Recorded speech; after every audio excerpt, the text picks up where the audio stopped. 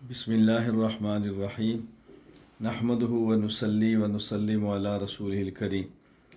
حضرت امیر المومنین معاویہ رضی اللہ تعالیٰ عنہ کی ذات گرامی پر اعتراضات اور ان کے جوابات کا سلسلہ چل رہا تھا۔ اعتراض نمبر 4، حضرت معاویہ رضی اللہ تعالیٰ عنہ کی ذات پر ایک اعتراض میں صحیح بخاری کی وہ روایت پیش کی جاتی ہے کہ جس میں رسول اکرم صلی اللہ علیہ وسلم نے حضرت عمار کے بارے میں فرمایا تھا کہ ان کو وہ جماعت قتل کرے گی جو کہ باغی ہوگی۔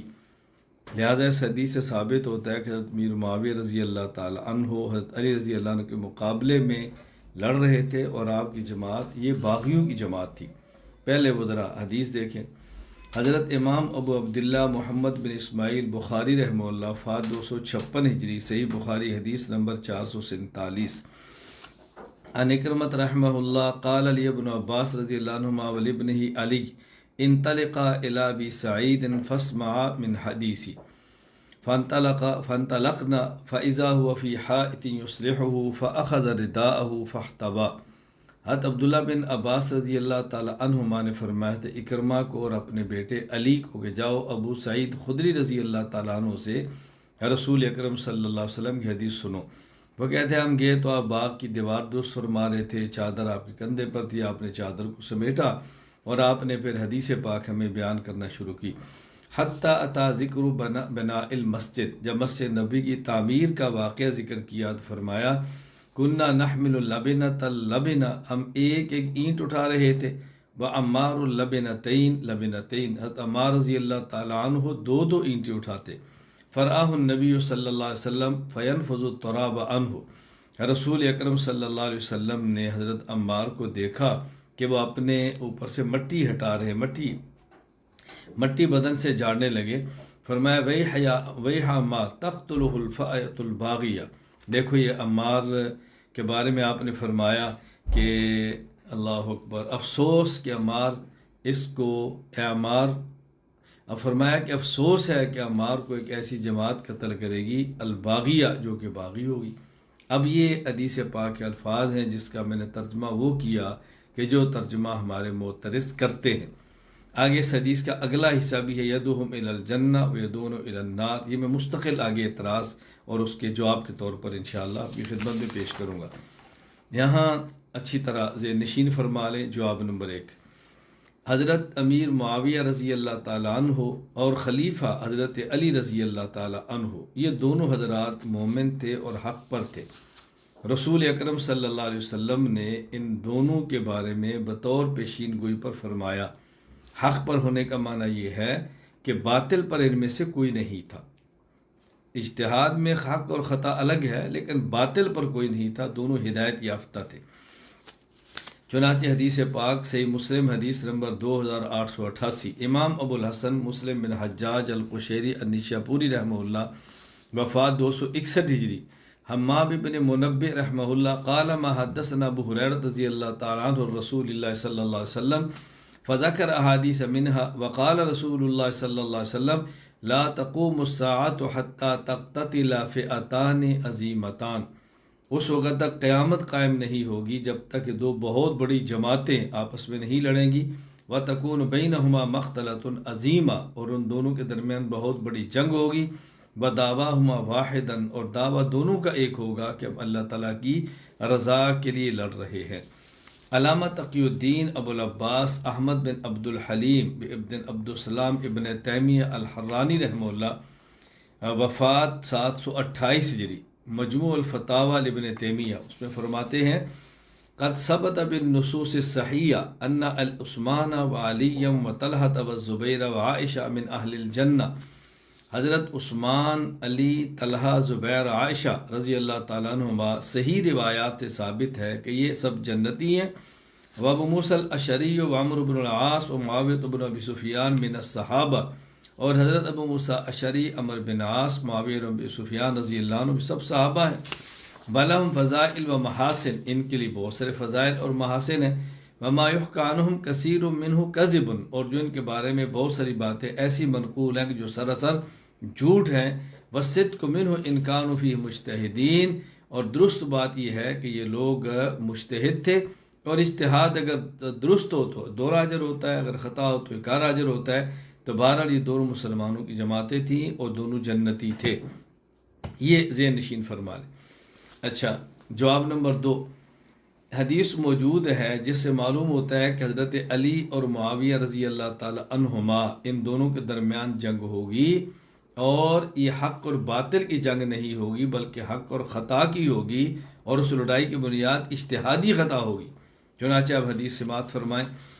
حضرت امام ابو حاتم محمد بن حبان بن احمد بن حبان رحمہ اللہ وفات 354 ہجری، صحیح ابن حبان حدیث نمبر 6735، کہتے ہیں ابو سعید خدری رضی اللہ تعالیٰ نے فرمایا کہ رسول اللہ صلی اللہ علیہ وسلم نے ارشاد فرمایا، یکون فی امتی فرقتان، میری امت میں 2 جماعتیں ہوں گی، تمرق بینہما مارقۃ، ان 2 کے درمیان ایک اور جماعت بھی نکلے گی، تقتلها اول الطائفتین بالحق، یہ جو تیسری جماعت نکلے گی ان کو ان 2 جماعتوں میں سے وہ قتل کرے گی جو 2 جماعتوں میں سے حق کے زیادہ قریب ہوگی، یعنی 2 جماعتیں حق ہوگی، ان میں سے حق کے زیادہ قریب ہوگی، ان کی آپس میں لڑائی تو ہوگی لیکن ان میں سے ایک اور جماعت نکلے گی، اور جماعت کو قتل کرنے والے وہ ہوں گے کہ جو حق کے زیادہ قریب ہوں گے۔ اب اس حدیث کے ساتھ چند ایک فوائد ملاحظہ فرمائے۔ پہلی بات یہ ہے، یہ 2 جماعتیں کون سی ہیں؟ ان کے بارے میں علامہ محی الدین ابو زکریہ یحییٰ بن شرف النووی رحمہ اللہ وفات 676 ہجری، شرح مسلم نووی حدیث نمبر 1064 فرماتے ہیں، افتراق یقع بین المسلمین وهو الافتراق الذي كان بین علی و معاویہ رضی اللہ تعالی عنہما، یہ جو افتراق مسلمانوں کے درمیان ہوا، اس افتراق سے مراد کون سا افتراق ہے؟ جو علی اور معاویہ رضی اللہ تعالیٰ عنہما کے درمیان تھا۔ دوسرا فائدہ، اس حدیث سے یہ بیان فرمایا کہ اس میں سے ایک جماعت نکلے گی، وہ جماعت کون سی ہوگی؟ وہ خارجیوں کی جماعت تھی جو حضرت علی رضی اللہ تعالیٰ عنہ کو مسلمان نہیں سمجھتے تھے۔ فائدہ نمبر 3، تیسرا فائدہ یہ ذہن نشین فرما لیں کہ حضرت علی اور حضرت معاویہ رضی اللہ تعالیٰ عنہما، ان دونوں کے جو اس جنگ میں لوگ شہید و قتل ہوئے، یہ دونوں جنتی ہیں، اور یہ ارشاد حضرت علی رضی اللہ تعالیٰ عنہ کا ہے۔ امام ابو بکر عبداللہ بن محمد بن ابی شیبہ ابراہیم بن عثمان رحمہ اللہ وفات 235 ہجری، المصنف ابن ابی شیبہ حدیث نمبر 39035 فرماتے ہیں، سئل علی عن قتل یوم صفین، حضرت علی سے صفین کے جنگ میں قتل کیے جانے والوں کے بارے میں پوچھا، فرمایا قتلانا و قتلاہم فی الجنہ، ان کے مقتولین اور ہمارے مقتولین یہ سب جنت کے اندر جائیں گے۔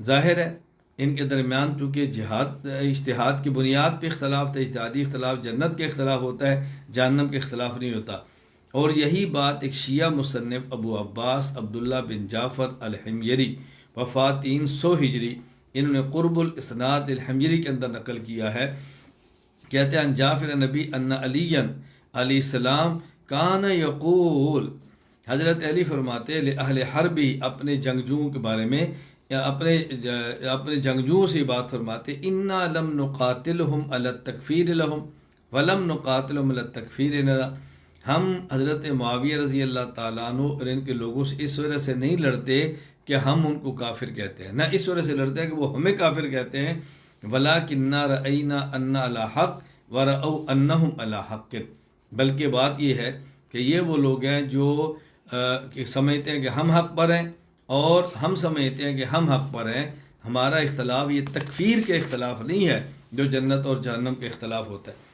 اسی طرح علامہ تقی الدین ابو العباس احمد بن عبد الحلیم بن عبد السلام ابن تیمیہ الحرانی رحمہ اللہ مجموع فتاوی ابن تیمیہ وفات 728 ہجری فرماتے ہیں، فہذا الحدیث دلیل علی ان کلا الطائفتین المقتتلین علی وصحابہ ومعاویہ وصحابہ علی حق وان علی وصحابہ کانوا اقرب الی الحق من معاویہ واصحابی۔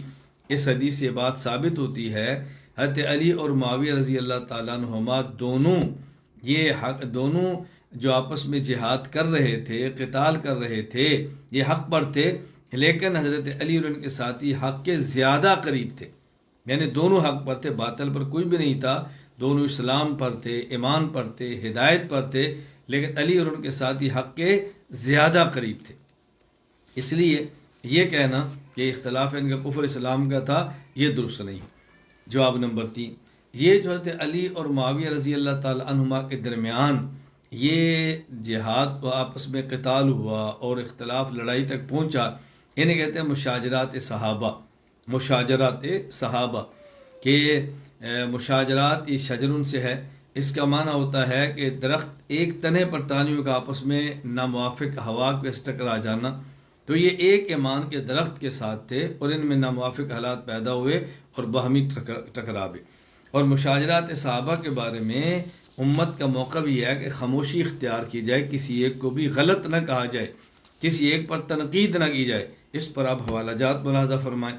امام عبداللہ بن مبارک رحمہ اللہ، وفات 181 ہجری، سیر اعلام النبلاء امام الذہبی کے اندر ہے، السیف الذی وقع بین الصحابۃ فتنۃ ولا قول لأحد منہم مفتون، فرماتے ہیں جو تلوار صحابہ کے درمیان، صحابہ کرام رضی اللہ عنہم کے درمیان چلی تھی، یہ ایک آزمائش تھی، اور میں ان میں سے کسی ایک کے بارے میں یہ نہیں کہہ سکتا کہ یہ آزمائش فلاں کی وجہ سے تھی، میں یہ نہیں کہہ سکتا۔ اچھا، اسی طرح امام ابو عبداللہ احمد بن محمد بن حنبل رحمہ اللہ تعالی، وفات 241 ہجری، جامع بیان علم و فضل ہی کے اندر امام ابو عمر یوسف بن عبداللہ ابن عبدالبر قرطبی رحمہ اللہ، وفات 463 ہجری، ان کا قول نقل کیا ہے، فرماتے لا ننظر بین اصحاب محمد صلی اللہ علیہ وسلم فیما شجر بینہم ونکل امرہم الی اللہ، ہم صحابہ کرام رضی اللہ عنہم مجمعین کے درمیان کوئی رائے قائم نہیں کرتے کہ یہ باطل تھا اور یہ حق تھا، بحث و مباحثہ نہیں کرتے، ہم یہ معاملہ اللہ تعالیٰ کی سپرد کرتے ہیں۔ نمبر 3، امام ابو جعفر احمد بن محمد طحاوی رحمہ اللہ، وفات 321 ہجری، العقیدۃ الطحاویہ، فرماتے ہیں نحب اصحاب رسول اللہ صلی اللہ علیہ وسلم ولا نفرط باحد منہم ولا نتبرأ من احد منہم ونبغض من یبغضهم بغیر الحق وبغیر الحق یذکرهم ولا نذکرهم الا بخیر وحبهم دین وایمان واحسان وبغض کفر ونفاق وطغیان، فرماتے ہیں ہم صحابہ کرام میں تمام سے محبت کرتے ہیں، کسی ایک کے بارے میں غلو نہیں کرتے، کسی ایک سے برات کا اعلان نہیں کرتے، ہاں جو ان سے بغض رکھتا ہے اور ناحق ذکر کرتا ہے ہم اس سے بغض بھی رکھتے ہیں، اس سے برات کا اعلان بھی کرتے ہیں۔ صحابہ کی محبت ہمارا دین ہے، ایمان ہے، احسان ہے، اور ان سے بغض رکھنا کفر ہے، نفاق ہے اور طغیان ہے۔ نمبر 4، شیخ ابو محمد محی الدین عبد القادر بن ابی صالح عبداللہ جیلانی رحمہ اللہ، وفات 561 ہجری، الغنیہ لطالبی طریق الحق میں فرماتے ہیں واتفق اہل السنت علی وجوب الکف عما شجر بینہم والامساک عن مساویہم واظہار فضائل و محاسنہم، اہل سنت اس بات پر اتفاق کیا کہ صحابہ کے باہمی منازعات سے اپنی زبان کو روکنا ضروری ہے اور ان کے بارے میں خامیاں ان کی بیان کرنا قطعاً جائز نہیں ہے، بلکہ ان کے جو محاسن اور خوبیاں ہیں اس کو بیان کرنا چاہیے، وتسلیم امر الی اللہ عز وجل علی ما کان وجرا من اختلاف علی و طلحہ و زبیر و عائشہ و معاویہ رضی اللہ عنہ، اور جو حضرت علی رضی اللہ تعالیٰ عنہ، طلحہ، زبیر، عائشہ، معاویہ رضی اللہ عنہ کے درمیان جو اختلافات ہوئے، اس اختلافات کو اللہ کے حوالے کرنا چاہیے اور اس میں اپنی زبان کو پراگندہ نہیں کرنا چاہیے۔ نمبر 5، علامہ محی الدین ابو زکریا یحییٰ بن شرف النووی رحمہ اللہ، وفات 676 ہجری، شرح مسلم للنووی کتاب الفتن کے اندر فرماتے ہیں ومذہب اہل السنت والحق احسان الظن بهم والامساک عما شجر بینہم بتاویل قتالہم وان مجتہدون متأولون لم یقصدوا معصیہ بلا محض الدنیا بل اعتقد کل فریق انہ المحق ومخالفہ باغ فوجب علیہ قتالہ لیرجع الی امر اللہ۔ حضرت فرماتے ہیں کہ دیکھو اہل سنت والجماعت اور اہل حق کا مذہب اور نظریہ یہ ہے کہ تمام صحابہ کرام رضی اللہ عنہم اجمعین کے بارے میں حسن ظن رکھا جائے اور ان کے درمیان رونما ہونے والے اختلافات میں خاموشی اختیار کی جائے اور ان کی باہمی لڑائیوں میں تعویل کی جائے۔ بلا شبہ حضرات مجتہد اور صاحب رائے تھے، ان مقصد نہ معصیت نہ ہی دنیا طلبی تھی، ان میں ہر ایک اپنے آپ کو حق پر سمجھتا تھا اور اپنے مخالف کو باغی سمجھتا تھا۔ نمبر 6، علامہ شمس الدین ابو عبداللہ محمد بن احمد بن عثمان ذہبی رحمہ اللہ، وفات 748 ہجری، سیر اعلام النبلاء میں فرماتے ہیں کما تقرر الکف عن کثیر مما شجر بینہم وقتالہم رضی اللہ عنہم اجمعین، یہ بات طے شدہ ہے کہ صحابہ کے درمیان جو اختلافات وغیرہ تھے اس پر خاموشی اختیار کی جائے۔ نمبر 7، امام الاسانید حضرت شاہ ولی اللہ رحمہ اللہ تعالی محدث دہلوی، وفات 1176 ہجری، ازالۃ الخفا عن خلافت الخلفاء، فرماتے ہیں التنبیہ الثالث، ینبغی ان یعلم ان معاویہ بن ابی سفیان فرد من صحاب النبی صلی اللہ علیہ وسلم وصاحب الفضیلۃ الجلیلہ فی زمرۃ الصحابہ فلا تسیئن الظن به ولا تقعن فی سبہ حتی لا ترتکب الحرام۔ اللہ حتی لا ترتکب الحرام، حضرت فرماتے ہیں کہ دیکھو حضرت معاویہ رضی اللہ تعالیٰ عنہ یہ نبی پاک صلی اللہ علیہ وسلم کے صحابی ہیں، بہت بڑی فضیلت والے ہیں، عظمت والے ہیں، ان کے بارے میں بدگمان بھی نہ ہو اور ان کے بارے میں تان و تشنیع بھی نہ کرو، اور اس وقت تم حرام کا ارتکاب کرو گے، لہذا اس سے بچنا تمہارے لیے ضروری ہے۔ جواب نمبر 4، حضرت امیر معاویہ رضی اللہ تعالیٰ عنہ پر اعتراضات کرنے والوں کو ذرا یہ بھی دیکھنا چاہیے کہ حضرت امیر معاویہ رضی اللہ تعالیٰ عنہ کے بارے میں رسول اکرم صلی اللہ علیہ وسلم نے فضائل اور مناقب جو ارشاد فرمائے ہیں ذرا اس کو بھی مد نظر رکھیں۔ حضرت امام ابو عیسیٰ محمد بن عیسیٰ بن سورہ ترمذی رحمہ اللہ، وفات 279 ہجری، سنن ترمذی حدیث نمبر 3842، فرماتے ہیں عبد الرحمن ابن ابی عمیرہ رضی اللہ عنہ فرماتے، اور یہ صحابی تھے، کہ نبی کریم صلی اللہ علیہ وسلم فرمایا حضرت معاویہ کے لیے، اللہم اجعلہ ہادیا مہدیا ووہد بہ، اے اللہ معاویہ کو ہدایت دینے والا اور ہدایت یافتہ اور ہدایت کا ذریعہ بنا دے۔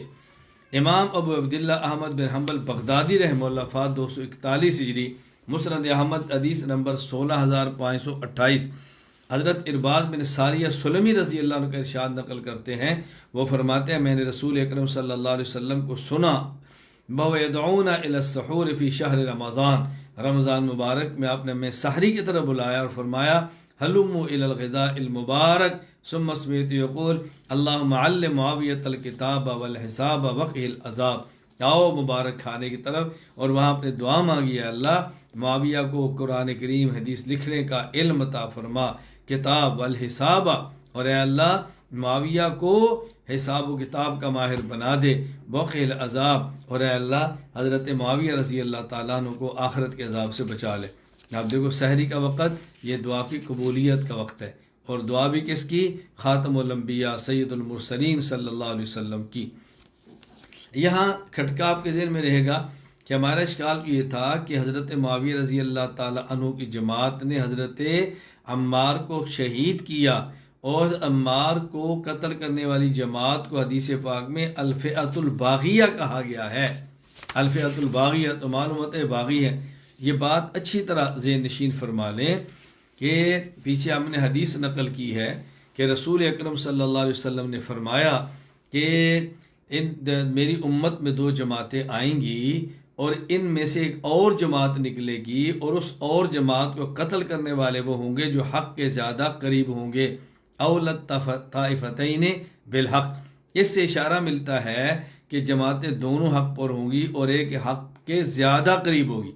اس کو علماء امت نے تعبیر کیا ہے کہ دونوں مجتہد تھے کہ مجتہد حق پر ہوتا ہے، لیکن حضرت معاویہ رضی اللہ تعالیٰ کا اجتہاد خطا پر تھا، حضرت علی کا اجتہاد ان کے مقابلے میں ثواب پر تھا۔ حق، خطا اور ثواب ہیں دونوں حق، لیکن ایک خطا اور ایک ثواب۔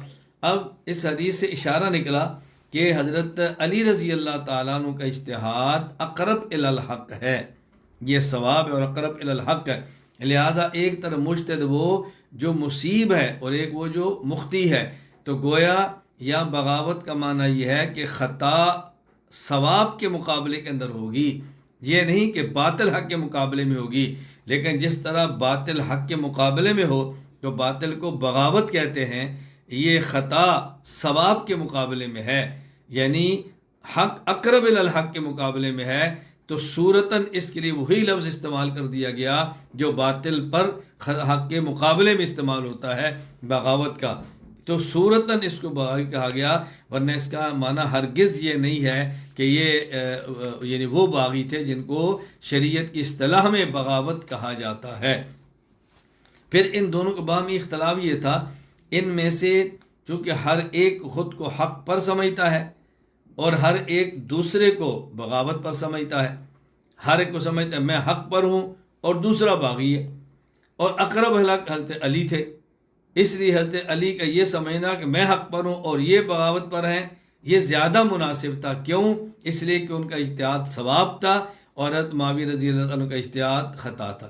گویا حضرت علی کا یہ کہنا کہ میں حق پر ہوں اور یہ باغی ہے یہ صواب ہے، حضرت معاویہ کا یہ سمجھنا میں حق پر ہوں اور یہ باغی ہے یہ خطا ہے، لیکن یہ خطا بمعنی باطل نہیں ہے بلکہ صواب بھی حق ہے اور خطا بھی حق ہے۔ فرق اتنا ہے کہ خطا حق ہے اور ثواب سواد کے ساتھ یہ اقرب الی الحق ہے۔ میں نے بھی آپ کی خدمت میں حضرت علامہ محی الدین ابو زکریہ یحییٰ بن شرف الدین نووی رحمہ اللہ کی عبارت پیش کی ہے کہ وہ فرماتے ہیں کہ بل اعتقد کل فریق انہ المحق و مخالفہ باغ فوجب علیہ قتالہ، ان میں سے ہر ایک کا اعتقاد یہ تھا کہ وہ حق پر ہے اور اس کا مخالف باغی ہے۔ لہٰذا اس تشریح کی روشنی میں حضرت عمار رضی اللہ تعالیٰ عنہ حضرت معاویہ کی فوج کے نظر کے ہاں باغی ہے اور حضرت علی رضی اللہ تعالیٰ عنہ کے ہاں مخالف فوج باغی ہے۔ ہر ایک خود کو حق پہ سمجھتا ہے اور دوسرے کو باغی، لیکن ایک کا اجتہاد حق کے زیادہ قریب تھا، اس لیے حدیث پاک میں اشارہ کر دیا گیا کہ حضرت معاویہ رضی اللہ تعالیٰ عنہ کے مقابلے میں حضرت علی رضی اللہ تعالیٰ عنہ کا حق یہ اجتہاد کے زیادہ قریب ہے۔ اعتراض نمبر 5، پانچواں اعتراض حضرت علامہ عینی رحمہ اللہ کی عبارت کو لے کر کیا جاتا ہے کہ حضرت علامہ عینی رحمہ اللہ فرماتے تھے کہ جب اس حدیث پاک میں حضرت عمار کے لیے کہہ دیا گیا کہ ان کو باغی جماعت قتل کرے گی تو حضرت معاویہ رضی اللہ تعالیٰ کی بات کو اجتہاد کہنے کیسے ہوا؟ اجتہاد پر تو اجر ملتا ہے، ان کی تو اگر معافی ہو جائے برابر سراب ہو جائے وہ بھی کافی ہیں، تو ان پہ اجر کا مطلب کیا ہے؟ یہ دیکھیں حافظ بدر الدین محمود بن احمد بن موسیٰ العینی رحمہ اللہ، وفات 855 ہجری، عمدۃ القاری شرح صحیح بخاری حدیث نمبر 7083، اس کے تحت فرماتے ہیں قلت کیف یقال کان معاویہ رضی اللہ عنہ مخطئا فی اجتہادی، یہ کیسے کہا جاتا ہے کہ معاویہ اجتہاد کے اندر خطا کرنے والے تھے؟ فما کانت دلیل فی اجتہادی، ان کے اجتہاد پر کیا دلیل ہے؟ وقت بلاغ الحدیث الذی قال، اور حدیث موجود ہے صحیح مسلم کی، وہ کون سی؟ ویح ابن سمیہ، ویح ابن سمیہ کہ عمار، اللہ اکبر، افسوس عمار، تقتلہ الفئۃ الباغیہ، ان کو فئۃ باغیہ قتل کرے گی، وابن سمیہ عمار بن یاسر، وقد قتل فئۃ معاویہ، اور ان کو معاویہ رضی اللہ تعالیٰ عنہ کی جماعت نے قتل کیا ہے۔ افلا یرضى معاویہ رضی اللہ عنہ سواء بسواء حتی یکون له اجر، کیا معاویہ اس پر خوش نہیں ہے کہ ان کو معاف کر دیا جائے بجائے اس کے کہ یہ کہا جائے کہ ان کو اجر بھی ملے گا؟ جو آپ ذہن نشین فرمائیں، دیکھیں اچھی طرح بات سمجھیں، خود اللہ کے نبی صلی اللہ علیہ وسلم نے فرمایا، صحیح بخاری میں روایت موجود ہے کہ جب میری امت میں تم اختلاف دیکھو فاتبعوا سواد الاعظم، تو تم پھر سواد اعظم کی اتباع کرو، یعنی اگر ایک اختلاف ہو جائے اور ایک طرف لوگ زیادہ ہیں 99، ایک طرف ایک ہے دونوں حق والے، یہ 99 سواد اعظم ہے، تو ایسے موقع پر سواد اعظم کی بات مانا کرو۔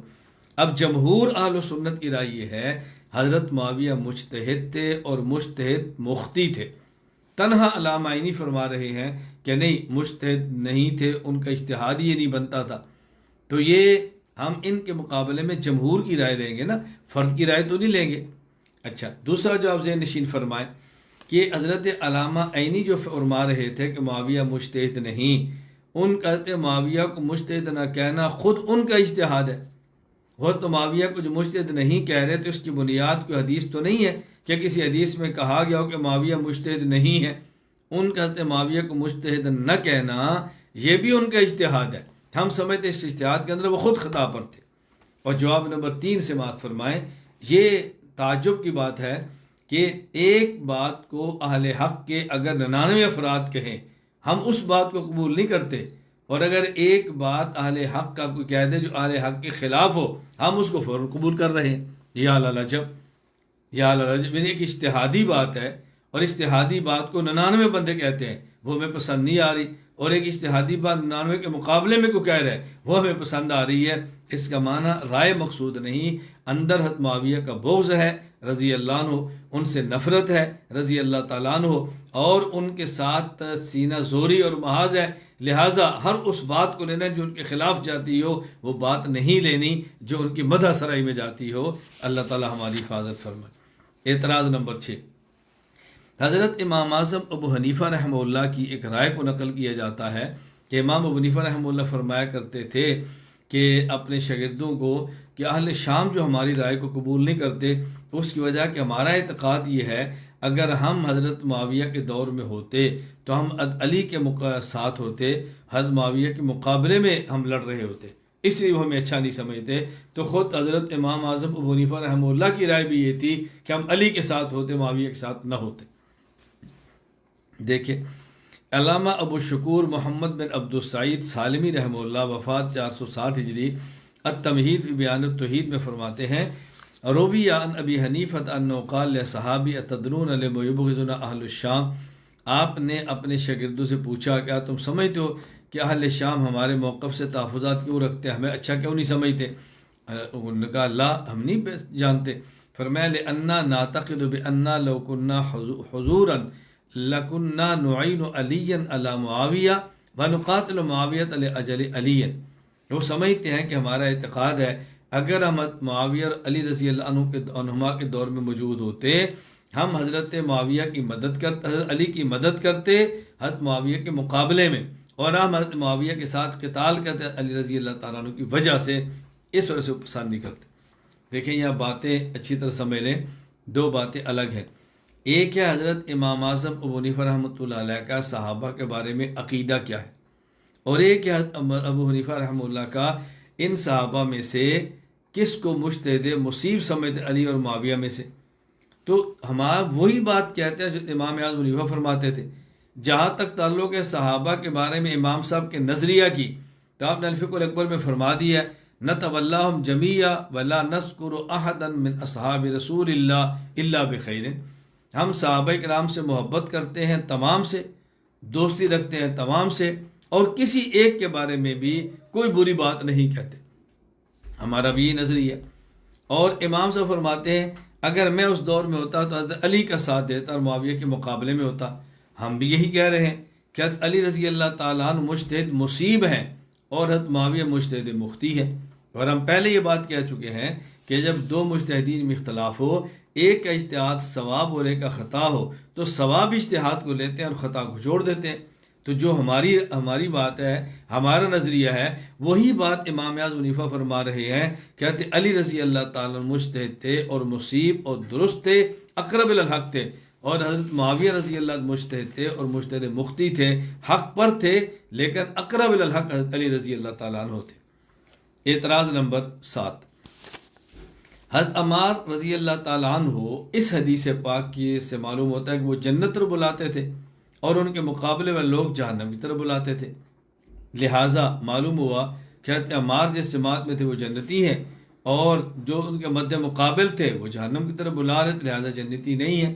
بظاہر یہ معلوم ہوتا ہے اور یہ اعتراض کیا جا رہا ہے، چنانچہ یہ میں نے حدیث آپ کی خدمت میں پیش کی ہے، صحیح بخاری حدیث نمبر 447، جس میں ہے کہ اللہ کے نبی نے فرمایا وَيْحَ عَمَّارٍ تَقْتُلُهُ الْفِئَةُ الْبَاغِيَةُ يَدْعُوهُمْ إِلَى الْجَنَّةِ وَيَدْعُونَهُ إِلَى النَّارِ قَالَ يَقُولُ عَمَّارُ أَعُوذُ بِاللَّهِ مِنَ الْفِتَنِ، اللہ کے نبی صلی اللہ علیہ وسلم فرمایا کہ ہائے افسوس عمار، اس کو قتل کرے گی ایک فئہ باغیہ، اور وہ بلائیں گے ان کو جنت کی طرف اور وہ لوگ بنائیں گے عمار کو جہنم کی طرف، یعنی وہ بلاتے ہیں عمار ان کو جنت کی طرف اور مد مقابل بلاتے ہیں عمار کو جہنم کی طرف۔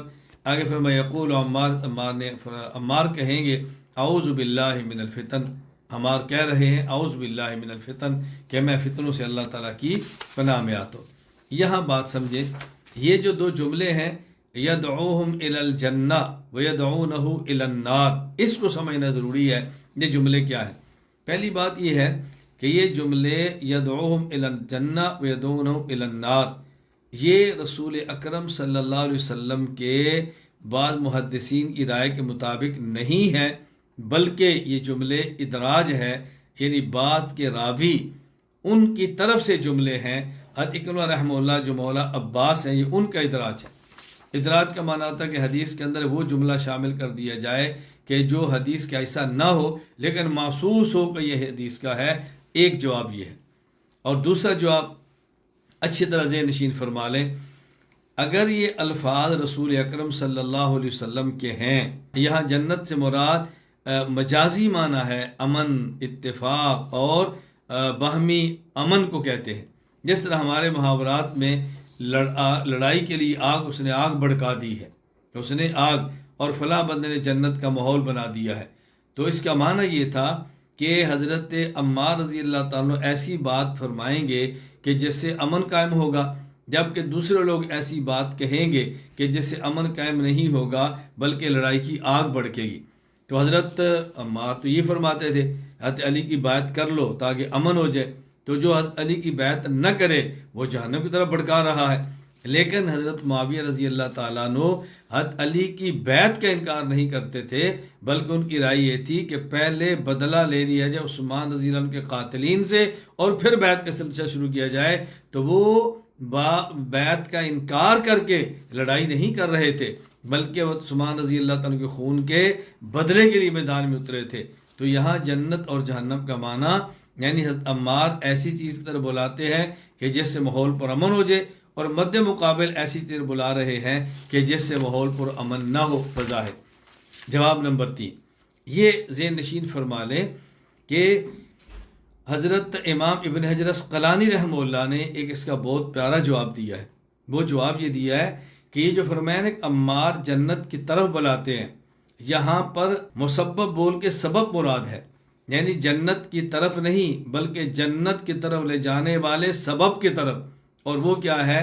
امیر اور خلیفہ کی طاعت اور بیعت کر لینا. تو حضرت عمار یہ کہتے تھے کہ چونکہ خلیفہ ہیں تم ان کی بیعت کر لو، اور بیعت کرنے سے انسان طاعت کرتا ہے اور جنت میں جاتا ہے. اور مد مقابل کہتے تھے نہیں، ہم پہلے خون عثمان کا بدلہ لیں گے اور اس کے بعد ہم بیعت کریں گے. تو بظاہر یہ نظر آ رہا تھا کہ حضرت عمار کی دعوت اطاعت امیر کی بنیاد پر جنت کی طرف ہے، اور بظاہر ان کی دعوت اطاعت امیر کو چھوڑ کر جہنم کی طرف ہے. تو یہ ظاہر کو تعبیر کیا گیا کہ حضرت عمار کی دعوت بظاہر سبب جنت طاعت کی طرف ہوگی، اور دوسرے دعوت اس طرف دیں گے جس سے لڑائی بڑھے گی.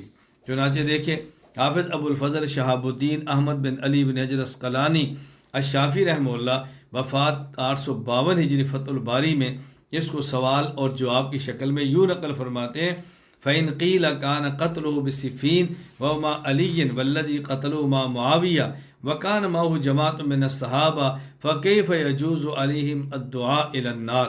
اگر یہ سوال کیا جائے کہ جو صفین کے اندر قتل لڑائی ہوئی حضرت علی اور ان کے ساتھی تھے، اور مد مقابل معاویہ اور ان کے ساتھی تھے، اور یہ سب صحابہ ہیں، تو ان کے بارے میں کیسے کہا جا سکتا ہے کہ بعض لوگ النار اور جہنم کی طرف بلاتے ہیں؟ فرمایا فالجواب، جواب یہ ہے انم کانوا ظانین انم یدعون الی الجنہ، ان کا گمان یہ تھا کہ وہ جنت کی طرف بلاتے ہیں. وہ مجتہدون، اور ان کا اجتہاد تھا. لا لوم علیہم فی اتباع ظنونہم، کوئی ملامت ان پر ان کے گمان میں نہیں. یعنی حضرت معاویہ رضی اللہ تعالی عنہ اور ان کے ساتھی، ان کا گمان بھی یہ تھا کہ وہ جنت کی طرف بلا رہے ہیں. فالمراد بالدعاء الی الجنہ الدعاء الی سببها، فرمایا جنت سے مراد یہاں پر ہے جنت کے سبب کی دعوت دینا، اور وہ امام کی اطاعت ہے. وَكَذَلِكَ كَانَ عَمَّارُ يَدْعُو إِلَىٰ طَاعَةِ عَلِيٍّ وَهُوَ الْإِمَامُ الْوَاجِبُ. حضرت عمار اسی طرح دعوت ان کو دیتے تھے علی کی اطاعت کی طرف، اور ان کیا وہ امام تھے، واجب و طاعت تھے. وَكَانُوا هُمْ يَدْعُونَ إِلَىٰ خِلَافَةِ ذَلِكَ لَكِنَّهُمْ مَعْذُورُونَ لِلتَّأْوِيلِ الَّذِي ظَهَرَ لَهُمْ.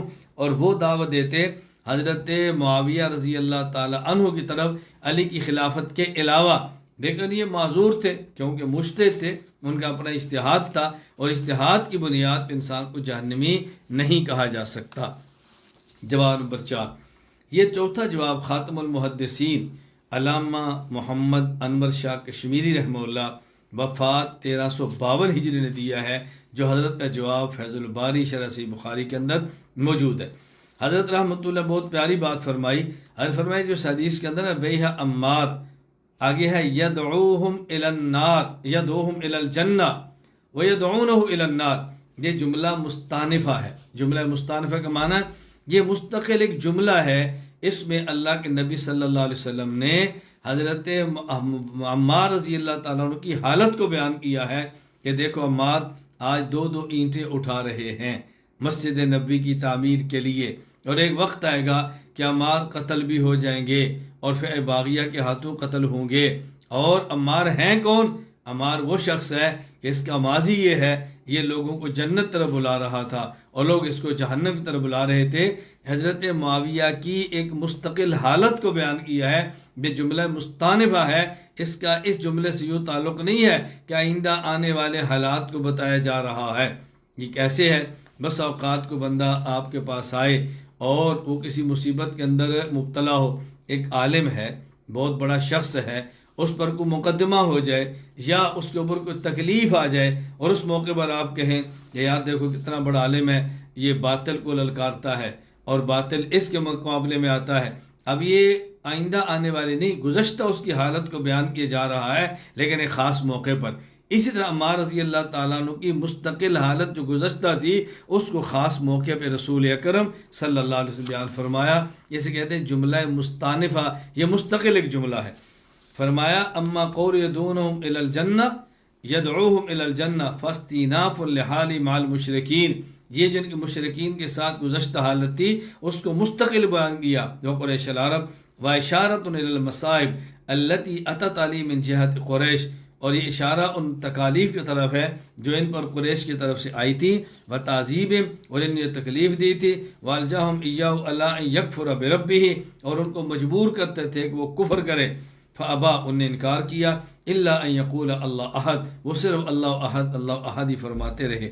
فاضی حکایت القصۃ الماضیہ ومنقطعۃ عما قبلها لا اخبار عن قاتلہ، فرمایا کہ یہ حکایت ہے گزشتہ قصے کی اور اس کا تعلق اس متصل پچھلے جملے سے نہیں ہے، اور نہ ہی آئندہ والی حالت کی ان کی خبر دی جا رہی ہے کہ ان کے قاتل خدا نخواستہ ایسے ہوں گے کہ جو لوگوں کو جہنم کی طرف بلائیں گے۔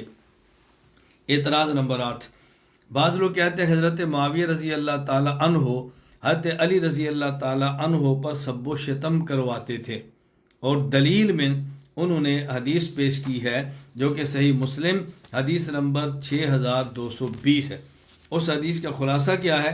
حضرت معاویہ بن ابی سفیان رضی اللہ تعالیٰ عنہ نے حضرت سعد کو امیر بنایا، ان کا اپنی ذمہ داری دی، اور پھر حضرت سعد سے پوچھا ما منعک ان تسب ابا التراب، اے سعد کیا وجہ ہے کہ تم ابو التراب علی کو سب نہیں کرتے؟ سب کا لفظ یاد رکھیں، میں آگے اس پہ بات، اس لفظ سے دھوکہ لگا ہے، لوگوں نے اس کا معنی کیا گالی دینا، کہ تم حضرت علی کو گالیاں کیوں نہیں دیتے؟ ان نے سب کا معنی یہ کیا، اس لیے اشکال ہو، میں آگے اس پہ جواب دیتا ہوں، یہ حدیث کے الفاظ ہیں۔ قال اما ما ذکرت ثلاثا قالہن رسول اللہ، حضرت سعد فرمانے لگے 3 باتیں جو اللہ کے نبی نے ان کے بارے میں فرمائی ہیں وہ جب تک مجھے یاد ہے لم اسبہ، میں ان کے اوپر سب نہیں کر سکتا۔ وہ 3 باتیں کون سی ہیں؟ اچھا، فرمایا لأن تکون لی واحدۃ منہن احب الی من حمر النعم، ان میں سے ایک بات ایسی ہے جو اونٹ سرخ ان کے صدقہ کرنے سے بہتر ہے۔ وہ 3 باتیں کون سی ہیں؟ نمبر 1، رسول اللہ صلی اللہ علیہ وسلم ایک غزوہ کے اندر گئے، ان کو مدینہ منورہ میں اپنا نائب بنایا، تو حضرت علی رضی اللہ تعالیٰ عنہ نے کہا یا رسول اللہ خلفتنی مع النساء، آپ نے مجھے عورتوں کے ساتھ صبیان اور بچوں کے ساتھ چھوڑ دیا ہے۔ آپ نے فرمایا کیا تو نہیں چاہتا اما ترضى ان تكون منی بمنزلۃ ہارون من موسیٰ الا انه لا نبوۃ بعدی، جیسے موسیٰ علیہ السلام گئے اور ہارون کو اپنی جگہ پر چھوڑ کر گئے، میں تجھے ان کی طرح اپنی جگہ پر چھوڑ دوں، ہاں لیکن ہارون تو نبی تھے اور میرے اوپر نبوت کا دروازہ بند ہے، میرے بعد کسی کو نبوت نہیں مل سکتی، نمبر 1۔ اور دوسری بات، آپ نے یوم خیبر کے موقع پر فرمایا کل میں ایسے شخص کو جھنڈا دوں گا جو اللہ سے محبت کرتا ہے، اللہ کے رسول سے کرتا ہے، اللہ اور اللہ کا رسول اس سے محبت کرتا ہے۔ لوگوں نے گردنیں اٹھا کے دیکھا دوسرے دن کہ جھنڈا کس کو دیتے ہیں؟ آپ نے فرمایا ادعوا لی علی، علی کو بلاؤ۔ حضرت علی کو لایا گیا، ان کی آنکھوں میں تکلیف تھی، آپ نے لوا مبارک لگایا، حضرت علی رضی اللہ تعالیٰ صحت مند ہو گئے اور آپ نے جھنڈا حضرت علی کے ہاتھ میں دیا۔ نمبر 3، جب یہ آیت نازل ہوئی تعالوا ندعو ابناءنا وابناءکم، آیت مباہلہ کہ تم اپنے بیٹوں کو لاؤ ہم اپنے بیٹے لاتے ہیں، تم اپنی بھی عورتیں لاؤ ہم اپنی عورتیں لاتے ہیں، تم اپنے تم خود آؤ ہم خود آتے ہیں. تو جب انہوں نے ابنا تو یا نبی پاک صلی اللہ علیہ وسلم حضرت فاطمہ حسن اور حسین کو لائے اور حضرت علی کو، اور فرمایا اللہم ہؤلاء اہلی، حضرت علی کو آپ نے اپنے ابنا میں شامل فرمایا. جب تک مجھے 3 باتیں یاد ہیں میں علی پر سب کیسے کر سکتا ہوں؟ جواب ذہن نشین فرمائے. جواب نمبر 1، لوگوں نے اعتراض اس لیے کیا کہ ان کو سبن کا معنی صرف ایک آتا ہے جو کہ گالی ہے. وہ سمجھتے ہیں کہ سبن کا معنی گالی ہے، اور حضرت معاویہ رضی اللہ تعالی عنہ چاہتے تھے گالیاں دیں، حضرت ساتھ گالیاں نہیں دیتے. تو حضرت معاویہ نے پوچھا کہ تم گالیاں کیوں نہیں دیتے؟ تو سبن کا معنی گالی نہیں ہے، یہ بات ذہن نشین فرما لیں.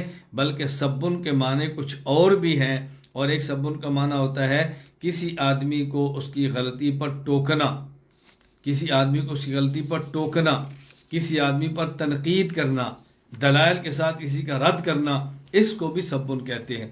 حضرت معاویہ رضی اللہ عنہ چاہتے تھے کہ دیکھیں ہم اپنے آپ کو درست سمجھتے ہیں، ان کو خطا پر سمجھتے ہیں، تو تم ان کی غلطی پر ان پر تنقید کیوں نہیں کرتے، ان کو ٹوکتے کیوں نہیں، دلائل کے ساتھ ان کا رد کیوں نہیں کرتے؟ انہوں نے کہا میں آپ کے ساتھ ہوں، آپ کے ہاتھ پر بیعت ہے، آپ کے ساتھ کھڑا ہوں، لیکن ان پر میں رد نہیں کر سکتا چونکہ ان کی بھی میرے دل میں عظمت ہے، اور یہ 3 باتیں مجھے یاد ہیں جو رسول اللہ صلی اللہ علیہ وسلم کے بارے میں فرمائی ہیں، اس لیے میں دلائل سے رد ان پر اب بھی نہیں کرتا. اب بات میں اس پر حوالے جات پیش کرتا ہوں کہ دلائل کے ساتھ رد اور تنقید کے لیے بھی لفظ سبن آتا ہے. نمبر 1، صحیح مسلم حدیث نمبر 2281، حضرت معاذ بن جبل رضی اللہ عنہ فرماتے ہیں ہم رسول اللہ صلی اللہ علیہ وسلم کے ساتھ غزوہ تبوک کی طرف گئے. نبی پاک صلی اللہ علیہ وسلم ظہر اور عصر، مغرب اور عشاء، ان کو جمع سوری فرماتے ہیں. ظہر کو مؤخر کر لیا اور عصر کو پہلے مقدم کر لیا. مثلا ظہر کو پڑھ لیا 3 بجے. آج کل ہمارے ہاں عصر کی نماز سمجھے کہ 4:30 ہو رہی ہے. مثلا آپ ظہر کو پڑھ لیں 4:20 پہ، 25 تک اس کو پڑھ لیں، 5 میں ٹھہر کے پھر عصر پڑھ لیں، تو ظہر کو بالکل آخر میں لے جائیں اور عصر کو اول وقت لیں. یہ ہے جمع سوری. اور ایک ہوتا ہے مغرب اور عشاء. مغرب اور عشاء تو کبھی جمع اللہ کے نبی صلی اللہ علیہ وسلم کبھی کبھی ظہر عصر کو یوں جمع فرما لیا کرتے تھے، اور مغرب اور عشاء کو آپ یوں کبھی جمع فرما لیا کرتے تھے. تو کہتے ہیں رسول اکرم صلی اللہ علیہ وسلم نے یوں ظہر عصر کو جمع فرمایا، مغرب عشاء کو، حتی اذا کان یوما اخر الصلاۃ، ایک دن آپ نے عصر کی نماز تاخیر سے پڑھا. اچھا آپ نے ایسے بھی فرمایا. اور ایک دن نبی پاک صلی اللہ علیہ وسلم نے ظہر عصر کو جب پڑھا، ثم دخل ثم خرج بعد ذلك، نبی پاک صلی اللہ علیہ وسلم نے پھر عصر مغرب اور عشاء کی نماز پڑھی، اور آپ نے ایک جملہ فرمایا انکم ستاتون غدا انشاء اللہ عین تبوک، کل انشاءاللہ العزیز تم تبوک کے چشمے پر کل جاؤ گے، اور وَإِنَّكُمْ لَن تَأْتُوهَا حَتَّى يُزَحِيَ النَّهَارُ، فرمایا کہ تم جب اچھی طرح سورج نکل آئے گا نا تم اس وقت وہاں پہنچو گے. اور آپ نے وہاں کیا بات فرمائی کہ جو شخص بھی تم میں سے وہاں پہنچے اور جب تک میں نہ آؤں تم نے پانی کو ہاتھ نہیں لگانا. فَمَنْ جَاءَهَا مِنْكُمْ فَلَا يَمُسَّ مِن مَّائِهَا شَيْئًا حَتَّى آتِيَ. حضرت معاذ کے جب ہم گئے تو 2 آدمی ہم سے پہلے پہنچ چکے تھے اور چشمے سے تھوڑا تھوڑا پانی نکل رہا تھا. تو رسول اکرم صلی اللہ علیہ وسلم فرمایا هل مسستما من مائها شیئا، کیا تم نے اس سے کچھ پانی کو لیا ہے؟ انہوں نے کہا جی ہاں. اب ممکن ہے ان تک رسول اللہ صلی اللہ علیہ وسلم کا ارشاد مبارک نہ پہنچا ہو. تو کہتے ہیں فصبہم النبی صلی اللہ علیہ وسلم. اب یہ لفظ کیا ہے؟ فصبہم النبی، رسول اکرم صلی اللہ علیہ وسلم نے ان دونوں پر سب فرمایا. اب اگر سب کا معنی گالی ہو تو اب کیا ترجمہ کریں گے کہ رسول اللہ صلی اللہ علیہ وسلم نے ان دونوں کو گالی دی تھی؟ الیاذ باللہ، ایسا ہرگز نہیں. یا سبن کو معنی ڈانٹنا ہے کہ نبی پاک صلی اللہ علیہ وسلم دونوں کو ڈانٹا کہ جب میں نے منع کیا تو تم نے ایسے کیوں کیا. خیر اس کے بعد نبی پاس جو فرمانا تھا فرمایا، اور پھر ثم غرفوا بأیدیہم من العین قلیلا قلیلا، لوگوں نے تھوڑا تھوڑا پانی چلوں سے نکالا، ایک جگہ پانی جمع کیا. اللہ کے نبی صلی اللہ علیہ وسلم نے اسے اپنے ہاتھ کو اور اپنے ہاتھوں کو چہرے مبارک کو دھویا، پھر پانی کو واپس چشمے کے اندر ڈال دیا. فجرت العین بماء منہمر، پھر چشمہ ایک یعنی چشمہ زور کے ساتھ خوب چل پڑا. اور آپ نے پھر یہ بھی ارشاد فرمایا یوشک یا معاذ ان طالت بک حیات ان تری ما ہاہنا قد ملئ جنانا، اگر خدا نے تمہیں زندگی دی ایک وقت آئے گا تم دیکھو گے جہاں یہ چشمہ ہے یہاں پر انشاءاللہ باغات ہوں گی. یہ فرمایا. اب میں جو بتانا چاہتا ہوں کہ آپ نے یہاں پر ان کے لیے سبن کا لفظ استعمال کیا، فسبہم النبی، اب یہاں سبن کا معنی گالی ہرگز نہیں، بلکہ سبن کا معنی ہے کہ رسول اللہ صلی اللہ علیہ وسلم نے ان کو ڈانٹا۔ اب دیکھو لفظ سبن ہے اور ڈانٹنے کا معنی کے اندر استعمال ہوا ہے۔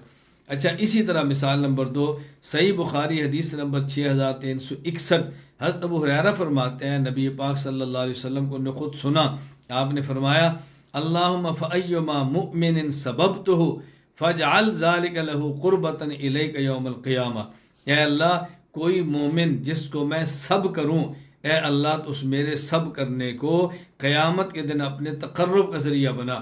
اب ظاہر اس کا معنی یہ تو نہیں ہے کہ اللہ اگر کسی مومن کو میں گالی دوں تو میری گالی اس کو تیری ذات کے قریب کر دے، یہاں سبن کا معنی ہرگز یہ نہیں ہے، یہاں بھی سبن کا معنی ڈانٹنا ہے۔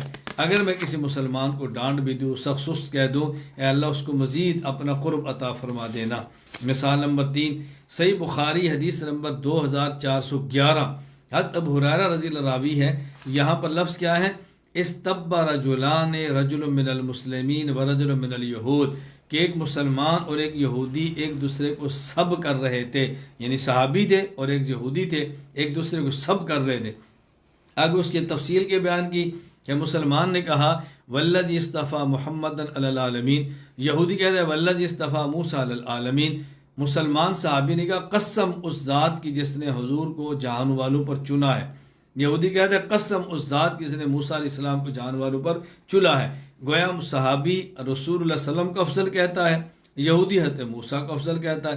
جب یہ معاملہ رسول اللہ صلی اللہ علیہ وسلم، جب یہ مسلمان کے سامنے بات تھی تو مسلمان نے اپنا ہاتھ اس یہودی کے منہ پہ تھپڑ مارا، اور جب یہ رسول اللہ صلی اللہ علیہ وسلم تک بات پہنچی تو آپ نے سمجھانے کے لیے فرمایا کہ تم یوں نہ کیا کرو کہ مجھے موسیٰ پر ترجیح دو، ایسا نہ کیا کرو، اس لیے کہ قیامت کے دن لوگ بے ہوش ہوں گے، سب پر غشی طاری ہوگی، پھر اٹھیں گے، اور میرے ساتھ بھی یہی معاملہ ہوگا، فاکون اول من یفیق، اور سب سے پہلے بے ہوشی سے میں اٹھوں گا، مجھے فاقہ ہوگا، لیکن میں دیکھوں گا کہ موسیٰ علیہ السلام باتشن جانب العرش، اللہ کے عرش کی جانب وہ کھڑے ہوئے۔ اب مجھے نہیں پتا کہ ان پر غشی آئی نہیں ہے یا وہاں پر وہ مجھ سے بھی پہلے ان کو فاقہ آیا ہے، اللہ نے اس کو مستثنا کہ ان پر غشی آئی نہیں ہے، میں اس بات کو نہیں جانتا۔ مقصد یہ ہے کہ یہاں صحابی اور یہودی دونوں ایک دوسرے پر سب کر رہے ہیں، تو اللہ کے نبی نے فرمایا سب۔ اب یہ سبن کا معنی کیا تھا؟ دلائل سے ایک آدمی اپنے موقع کو دوسرے پر ترجیح دے رہا تھا، تو سبن کا معنی گالی نہیں ہے کہ مسلمان صحابی اور یہودی دوسرے گالیاں دے رہے تھے، ہرگز یہ نہیں ہے۔ خیر میں عرض یہ کر رہا ہوں، یہ بات اچھی طرح سمجھ لیں کہ سبن کا معنی ہمیشہ گالی نہیں، کبھی تنقید ہے، کبھی ڈانٹنا ہے، کبھی دلائل سے رد کرنا ہے، کبھی سخت سست کہنا ہے، بلکہ ایک واقعہ صحیح بخاری حدیث نمبر 4033 کے اندر بہت عجیب ہے۔ حضرت مالک بن اوس کہتے ہیں عمر بن خطاب رضی اللہ تعالی عنہ ان کو بلایا، جب وہ آئے حضرت مالک بن اوس کہتے ہیں حضرت عمر رضی اللہ عنہ کو بلایا، اذ جاء حاجب یرفع فقال هل لك في عثمان و عبد الرحمن و زبیر، اور اس وقت وہ بھی آئے اور حضرت عمر رضی اللہ تعالیٰ عنہ کے دربان وہاں موجود تھے، دربان کا نام تھا یرفع، تو یرفع دربان نے کہا کہ حضرت باہر حضرت عثمان، عبد الرحمن، زبیر اور سعد ہیں، اجازت چاہتے ہیں، فرمایا اندر آنے دو۔ پھر تھوڑی دیر بعد نے کہا جی باہر حضرت عباس اور علی ہیں، فرمایا ان کو بھی اندر آنے دو۔ بعد جو دونوں آگے، ان دونوں حضرات نے کہا امیر المومنین اقض بینی و بین ھذا، ہم دونوں کے درمیان فیصلہ کرو۔ وہما یختصمان فی الذی افاء اللہ علی رسول صلی اللہ علیہ وسلم، جو بنو نذیر کے خلاف آپ کا جہاد ہوا اور مال فیح ہوا، اس کے اندر حضرت علی رضی اللہ تعالیٰ عباس کے اختلاف تھا، حضرت عمر سے کہا کہ ہمارے درمیان آپ فیصلہ کر دو کہ یہ مال کس کا ہے۔ اب یہاں لفظ کیا ہے بخاری میں فاستب علی وابن عباس، حضرت علی اور عباس نے ایک دوسرے کو سب کیا۔ اب یہاں سب کا معنی حاشا وکلا قطعاً گالی دینا نہیں ہے، بلکہ معنی کیا ہے؟ ایک دوسرے کے لیے سخت الفاظ میں بات کی، اس نے اس سے سختی سے بات کی، ان نے اس سے سختی سے بات کی۔ خیر حضرت عمر نے فیصلہ فرما دیا، فرمایا کہ اللہ کے نبی صلی اللہ علیہ وسلم کا ارشاد ہے کہ ہم نبی ہیں اور ہمارا مال وراثت میں تقسیم نہیں ہوتا بلکہ ہمارا مال صدقہ ہے، تو ان دونوں نے تسلیم کر لیا۔ میں یہ بتانا چاہتا ہوں یہاں سبن کا لفظ استعمال ہوا ہے حضرت عباس اور علی کے لیے رضی اللہ عنہما، تو یہ ممکن نہیں کہ ایک دوسرے کو گالی دیتے ہوں، بلکہ یہاں اس سے مراد ہے سخت الفاظ میں ایک دوسرے کا ذکر کرنا۔ تو سبن کا معنی ہمیشہ گالی نہیں ہوتا۔ اب بات اچھی طرح سمجھ دیں کہ حضرت امیر المومنین معاویہ رضی اللہ عنہ کیا فرما رہے تھے۔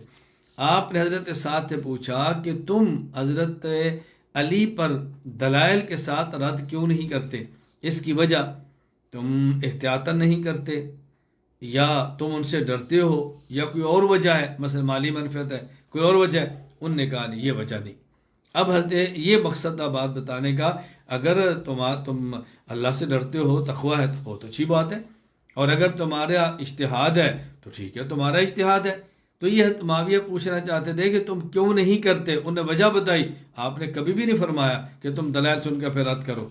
علامہ محی الدین ابو زکریا یحییٰ بن شرف النووی رحمہ اللہ، وفات 676 ہجری، شرح مسلم نووی فرماتے ہیں وَيَحْتَمِلُ تَعْوِيلًا آخر أَنَّ مَعْنَاهُ مَا مَنَعَكَ أَن تُخْطِئَهُ فِي رَأْيِهِ وَاجْتِهَادِهِ وَتَظْهُرَ لِلنَّاسِ حُسْنَ رَأْيِنَا وَاجْتِهَادِنَا وَأَنَّهُ أَخْطَأَ، کہ دیکھیں یہ بتاؤ کہ اس کے اندر احتمال ہے، پوچھا کہ آپ ان کی رائے اور ان کی خطا کو کھل کر بیان کیوں نہیں کرتے کہ ہماری رائے درست ہے اور ان کی رائے غلط ہے؟ اب یہ کیوں نہیں؟ حضرت معاویہ رضی اللہ عنہ اپنی رائے کو درست سمجھتے تھے نا، اس لیے فرمایا۔ شیخ محمد طاہر پٹنی رحمہ اللہ یہ فرماتے ہیں، وفات 986 ہجری، مجمع بحار الانوار، المعنی ما منعک ان تخطئہ فی اجتہادہ وتظہر للناس حسن رأینا، کہ کس بات کی وجہ سے تم ان کی اجتہادی غلطی کو اور ہمارے اجتہاد کے درست ہونے کو امت سامنے بیان نہیں کرتے، اس کی وجہ کیا ہے؟ یہ مطلب۔ اچھا، دوسرا یہ جواب اچھی طرح ذہن نشین فرما لیں، حضرت معاویہ رضی اللہ تعالیٰ عنہ یہ نہیں فرما رہے کہ تم حضرت معاویہ پر رد، حضرت علی پر رد کرو، بلکہ ان کے رد نہ کرنے کی وجہ پوچھ رہے ہیں کہ رد نہ کرنے کی وجہ کیا ہے۔ دونوں جواب فرق سمجھ لیں۔ پہلے جواب کا خلاصہ کیا تھا؟ کیا یہاں سبن کا معنی رد کرنا نہیں ہے، بلکہ سبن کا معنی ہے دلائل کے ساتھ ہماری رائے کے بہتر ہونے کو بیان کرنا، کہ تم دلائل سے ہماری رائے کے بہتر ہونے کو بیان کیوں نہیں کرتے۔ اور دوسرا جواب کیا ہے؟ حضرت معاویہ رضی اللہ تعالیٰ نے یہ فرما ہی نہیں رہے کہ تم تنقید کرو، بلکہ یہ فرما رہے ہیں کہ تم تنقید نہیں کرتے، تم دلائل سے رد نہیں کرتے، اس کی آخر وجہ کیا ہے؟ تقوی، احتیاط ہے، یا خوف ہے، کوئی اور وجہ ہے؟ اب دیکھو، علامہ محی الدین ابو زکریا یحییٰ بن شرف النووی رحمہ اللہ، وفات 676 ہجری، المنہاج شرح سے مسلم نووی کے اندر موجود ہے۔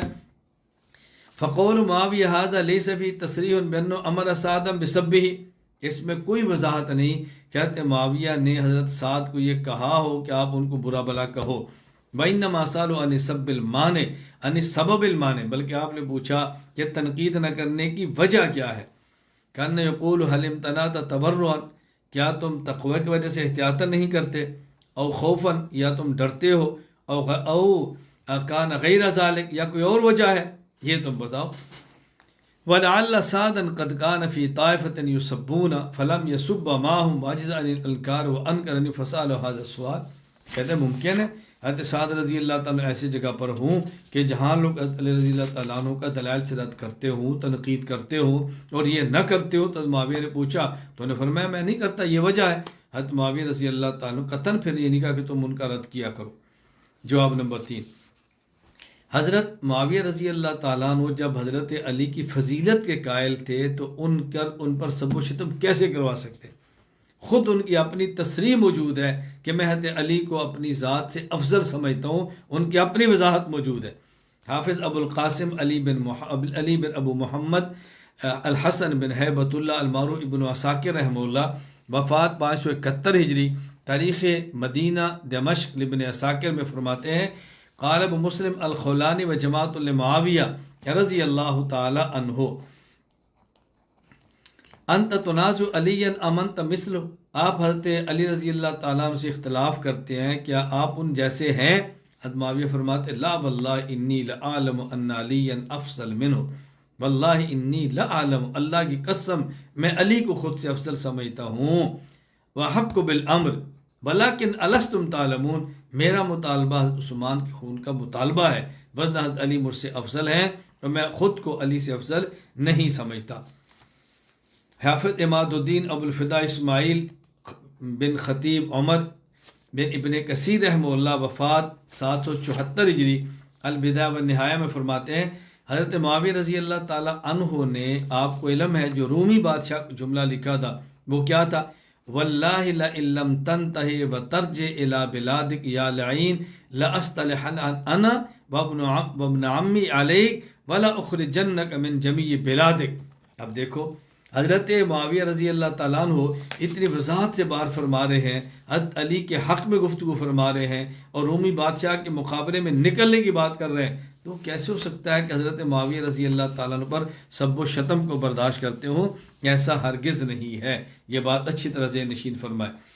حضرت معاویہ رضی اللہ تعالیٰ جب یہ خبر ملی حضرت علی رضی اللہ تعالیٰ عنہ دنیا سے چلے گئے ہیں، شہید ہو گئے ہیں، تو حضرت معاویہ نے کیا فرمایا تھا؟ آپ اس سے اندازہ فرمائیں حضرت علی کے بارے میں ان کی رائے کیا تھی۔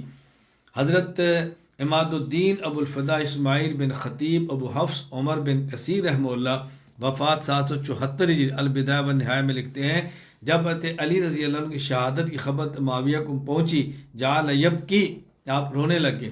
آپ کی بیوی نے کہا اتبکی وقت قاتلتہ، آپ رو رہے ہو، آپ تو ان سے لڑائی کر رہے تھے، قتال کرتے تھے۔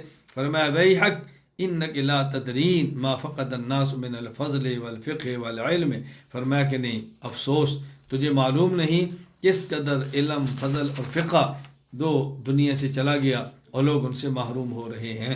اعتراض نمبر 9، حضرت امیر معاویہ رضی اللہ تعالیٰ عنہ حضرت عمر رضی اللہ تعالیٰ عنہ سے زیادہ خود کو خلافت کا حقدار سمجھتے تھے، یہ بعض لوگوں نے اعتراض کیا ہے، اور اعتراض کی بنیاد صحیح بخاری کی روایت ہے۔ وہ روایت صحیح بخاری حدیث نمبر 4108، روایت کا خلاصہ کیا ہے؟ عبداللہ بن عمر رضی اللہ عنہ فرماتے ہیں کہ میں اپنی بہن حضرت حفصہ کے پاس گیا اور میں نے ان سے کہا کہ قد کان من امر الناس ما ترین، دیکھو باہر جو لوگوں کے درمیان معاملات ہے تمہارے علم میں ہے اور میرے لیے کسی نے کچھ رکھا ہی نہیں۔ یعنی عبداللہ بن عمر نے فرمایا ولم یجل لی من الامر شیء، فرمانے لگی الحق فانہم ینتظرون، دیکھو تم باہر جاؤ، لوگ تمہاری انتظار کے اندر ہیں۔ وَأَخْشَىٰ أَن يَكُونَ فِي احْتِبَاسِكَ عَنْهُمْ فُرْقَةٌ، اگر تم نہ گئے تو ممکن ہے لوگوں کے درمیان اختلافات بڑھ جائیں، لہذا تم ان کو یوں نہ کہو بلکہ تم جاؤ۔ فَلَمَّا تَفَرَّقَ النَّاسُ، کہتا ہے میں چلا گیا، جب لوگ الگ ہوئے تو امیر معاویہ رضی اللہ تعالیٰ نے خطبہ دیا، لوگوں میں اختلافات بڑھے۔ تفرق الناس، خطبہ کیا دیا؟ فرمایا من کان یرید ان یتکلم فی هذا الامر فلیطلع لنا قرنہ فلنحن احق به منہ ومن ابی۔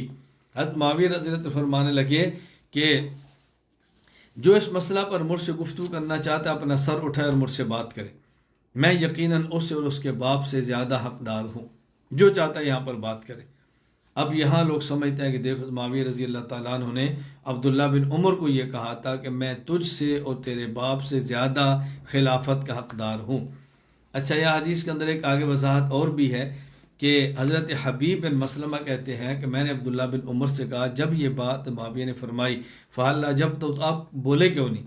انہوں نے فرمایا میں کیسے بولتا، بول تو میں سکتا تھا، میں کہہ سکتا تھا کہ میں یہ بات کہوں کہ دیکھو حقدار ہم ہیں، کیوں؟ احق بهذا الامر منک من قاتلک واباک علی الاسلام، وہ تجھ سے زیادہ حقدار ہے جس نے تجھ سے اور تیرے والد سے اسلام پر جہاد کیا تھا، لیکن میں خاموش رہا۔ کیوں خاموش رہا؟ میں نہیں چاہتا تھا کہ خون بہا ہو، لوگ آپس میں اختلاف ہو، تو کہتے ہیں میں یہ مناسب نہیں سمجھتا تھا، اس لیے میں خاموش رہا۔ تو حضرت حبیب بن مسلمہ نے کہا حفظت و اسمت، اللہ تعالیٰ نے تجھے محفوظ فرما لیا، تو فتنے سے بچ گیا اور لوگوں کا خون تیرے ہاتھوں کے اندر رنگین نہیں ہوا۔ خیر، خلاصہ یہ ہے کہ اس سے بعض لوگ ثابت کرتے ہیں کہ حضرت میر معاویہ رضی اللہ تعالیٰ عنہ حضرت عمر سے بھی زیادہ خود کو خلافت کا حقدار سمجھتے تھے۔ جواب ذہن نشین فرمائیں۔ جواب نمبر 1، یہ جو حضرت امیر معاویہ رضی اللہ عنہ فرمایا فَلَنَحْنُ أَحَقُّ بِهِ مِنْهُ وَمِنْ أَبِي، ہم میں سے جو بات کرنا چاہتا ہے وہ کھڑا اور بات کرے، میں اس سے اور اس کے باپ سے زیادہ حقدار ہوں۔ حضرت امیر معاویہ رضی اللہ تعالی عنہ کا کبھی بھی عبداللہ بن عمر سے یا عمر رضی اللہ عنہما سے جھگڑا نہیں ہوا، جب کبھی ان کا اختلاف ہی آپس میں نہیں ہوا تو یہ ان کو خطاب کر کے یہ بات کیسے کہہ سکتے ہیں؟ آپ یہ خود بتائیں۔ اور یہاں اس موقع پر حضرت حسن اور حسین بھی نہیں ہے کہ آپ ان کو خطاب کر کے یہ کہ تم کون ہوتے ہو، میں تمہارے باپ سے زیادہ بھی حال ہوں خلافت کا، یہ تو بات ایسی کی نہیں ہے۔ چنانچہ علامہ ابو الفضل شہاب الدین احمد ابن علی ابن حجر اسقلانی رحمہ اللہ وفات 852 ہجری فتح الباری شرح صحیح بخاری میں فرماتے ہیں قیل اراد علی وارد بالحسن والحسین، بعض کہتے ہیں کہ مراد حضرت علی تھی اور حسن و حسین پر آپ نے تنقید کی۔ اچھا، بعض یہ بات یہ کہتے ہیں اور بعض کہتے ہیں نہیں، حضرت عمر تھے، مراد عمر کی تھی، میں ان سے حقدار ہوں. وعرض بابن عبداللہ، اور عبداللہ بن عمر رضی اللہ تعالیٰ عنہ پر آپ نے چوٹ ماری. حضرت فرماتے ہیں فیہ بعید، یہ دور دراز کی باتیں ہیں. کیوں؟ لأن معاویہ کان یبالغ فی تعظیم عمر، حضرت عمر کی بہت بے حد تعظیم کرتے تھے. یہ بات کیسے کہہ سکتے تھے بھئی؟ یہ بات کیسے مان لی جائے کہ آپ نے علی کو فرمائی یا حضرت عمر کو فرمائی؟ وہ تو خود کو ان سے افضل نہیں سمجھتے تھے بلکہ ان کو خود سے افضل سمجھتے تھے. تو یہ قطعاً بات غلط ہے کہ آپ نے حضرت عمر یا حضرت علی رضی اللہ تعالیٰ عنہ کے بارے میں یہ بات فرمائی ہو. یہ بات ہرگز نہیں. دوسرا جواب اس موقع پر یہ ہے کہ حضرت امیر معاویہ رضی اللہ تعالیٰ عنہ، یہ جو گفتگو ہے، گفتگو کس موقع پر ہے؟ وہ پس منظر سامنے تو اشکال ختم ہو جاتے ہیں. یہ گفتگو آپ نے جنگ صفین کے بعد تحکیم کے موقع پر فرمائی ہے. تو معلوم ہوا اب علی رضی اللہ، حضرت امیر معاویہ جو بات فرما رہے ہیں، یہ بات خلافت کی نہیں ہے بلکہ یہ بات کی جا رہی ہے حضرت عثمان رضی اللہ تعالیٰ عنہ کے خون کے قصاص کی، کہ میں تم سب سے زیادہ حقدار ہوں کہ حضرت عثمان کے خون کا بدلہ لوں. میں بتا چکا ہوں حضرت عثمان بن عفان بن امیہ اور حضرت معاویہ بن ابو سفیان بن حرب بن امیہ، حضرت معاویہ رضی اللہ تعالیٰ عنہ فرماتے تھے وہ میرے چچا کے بیٹے ہیں، مجھ سے زیادہ ان کے قصاص کا کسی کو حق نہیں ہے. تو یہ بات حضرت قصاص کے بارے میں فرما رہے ہیں، خلافت کے بارے میں ہرگز نہیں فرما رہے. یہ ذہن نشین فرما لیں. چنانچہ حضرت علامہ بدر الدین محمود بن احمد بن موسیٰ العینی الحنفی رحمہ اللہ، وفات 855 ہجری، عمدۃ القاری شرح صحیح بخاری فرماتے ہیں فَإِنُّ وَلِيُّ عثمان بن عفان وَالْمُطَالِبُ بِدَمِهِ وَهُوَ حَقُّ النَّاسِ. حضرت عثمان کے خون کا مطالبہ کرنے میں سب سے زیادہ حق حضرت امیر المومنین علی معاویہ رضی اللہ تعالی عنہ کو تھا. یہ بات ذہن نشین فرمائے. بعض لوگوں کی ایک الجھن ہے، وہ کیا کہ جی آپ نے فلاں حق بہ منہ ومن ابیہ، یہ کیوں فرمایا؟ یعنی گویا آپ نے یہ کہہ کر حضرت عمر حضرت علی دونوں کا ذکر کیا، میں ان سے بھی زیادہ حقدار ہوں اور خلافت کا حقدار ہوں. بات سمجھیں. پہلی بات تو یہ ہے کہ حضرت امیر المومنین معاویہ رضی اللہ تعالیٰ خلافت کی بات نہیں فرما رہے بلکہ دم عثمان کے قصاص کی بات فرما رہے ہیں، اور یہ واقعہ جنگ صفین کے بعد تحکیم کے موقع پر ہے. اور یہ جو آپ نے والد کا ذکر فرمایا ہے یہ کوئی اشکال کی بات نہیں ہے. یہ کلام عرب میں کہا جاتا، خطاب ایک شخص کرتے ہوئے ساتھ اس کے والد کا نام، میں تیرے باپ سے بھی زیادہ اس کا حل ہوں، میں تیرے باپ سے بھی زیادہ. جس طرح ہمارے لوگ بس وقت بات کرتے ہیں، کہتے ہیں میں تجھے نہیں تیرے باپ کو بھی جانتا ہوں، حالانکہ مقصد وہ شخص سامنے والا ہوتا ہے، اس کا باپ ہوتا ہی نہیں. یہ محاورات ہیں. یہ بالکل ایسے ہی ہے. عبداللہ بن زبیر رضی اللہ تعالی عنہ نے عبداللہ بن عباس رضی اللہ عنہ سے کہا آپ فقیہ نہیں ہیں. عبداللہ بن زبیر نے عبداللہ بن عباس سے کہا کہ آپ فقیہ نہیں ہیں. وہ صحابی تھے، ایک دوسرے کو فرما سکتے تھے. تو عبداللہ بن عباس نے کیا فرمایا؟ واللہ لأنا افقہ منک ومن ابیک، میں تجھ اور تیرے باپ سے زیادہ فقیہ ہوں. اب مقصود یہ بتانا تھا میں تجھ سے زیادہ فقیہ ہوں، لیکن ساتھ فرمایا تیرے باپ سے زیادہ. یہ محاورات ہے. یہ بات انصاب الاشراف میں علامہ بلازری رحمہ اللہ تعالیٰ نے فرمائی ہے. اعتراض نمبر 10. 10واں اعتراض یہ کیا جاتا ہے کہ حضرت امیر المومنین معاویہ رضی اللہ تعالیٰ عنہ علیہ باللہ شراب پیا کرتے تھے، اور اس کے لیے حدیث بیان کی جاتی ہے مسند احمد کی حدیث نمبر 23329. وہ حدیث کیا ہے؟ حضرت عبداللہ بن بریدہ فرماتے ہیں کہ میں اور میرے والد بریدہ ہم حضرت معاویہ رضی اللہ عنہ کے پاس گئے، آپ نے ہمیں بٹھایا اور پھر کھانا لایا گیا، ہم نے کھانا کھایا. ثم اتینا بالشراب، پھر شراب لایا گیا. میں ان کے اعتراض کے مطابق ترجمہ کر رہا ہوں، اصل ہے کہ مشروب لایا گیا، پینے کے لیے کچھ لایا گیا، شراب لایا گیا. فشرب معاویہ، یہ کہتے ہیں معاویہ نے پیا. ثم ناول ابی، پھر میرے والد کو، ثم ناول ابی، اور پھر میرے والد کو دیا. اللہ اکبر. میرے والد کو پکڑا دیا. تو ثم قال، اب یہ میں ان کے اعتراض کے مطابق ترجمہ کروں. کہتا ہے پھر میرے والد نے کہا ما شربت منذ حرمہ رسول اللہ صلی اللہ علیہ وسلم، جب سے اللہ کے نبی نے حرام قرار دیا میں نے شراب کو نہیں پیا. قال معاویہ، معاویہ فرمانے لگے کنت اجمل شباب قریش و اجودہ صغرا वमा शैउन कुन्तु अजिद लहू लज़्ज़तन कमा कुन्तु अजिदुहु वाना शाबुन ग़ैर लबन औ इंसान हसन हदीस युहद्दिसुन। कहते हैं मुआविया कहने लगे कि मैं कुरैश में सब ज़रा साहिब जमाल हूँ, सब ज़रा उम्दा दांतों वाला हूँ। मैं जब से जवान हूँ तब से लेकर आज तक मुझे सबसे ज़्यादा पसंदीदा चीज़ ये दूध रही है, और वो इंसान भी मुझे बड़ा अच्छा लगता है जो दूध का इस्तेमाल करे और मुझसे अच्छे अंदाज में बात करे। अब ये फरमाते हैं कि देखो मुझे सबसे ज़्यादा पसंदीदा चीज़ दूध है। ये पूरी हदीस को ज़हन में रखें, आपको हदीस मुबारक सुनकर ही ताज्जुब होगा कि किस तरह से हदीस मुआविया रज़ी अल्लाह ताला पर एतराज़ात किए जा रहे हैं। जवाब बड़ा वाज़ेह है। देखिए, पहली बात ये समझें कि इस रवायत के अंदर संदन अगर कलाम करें तो हुसैन बिन वाक़िद मिरवज़ी इसमें मौजूद है, और ये शख्स हुआ कि जिस पर शदीद जरा मौजूद है, मजरूर रावी है जिसकी रवायत का कोई एतबार ही नहीं। मैं मज़ीद इस पर बात करता हूँ।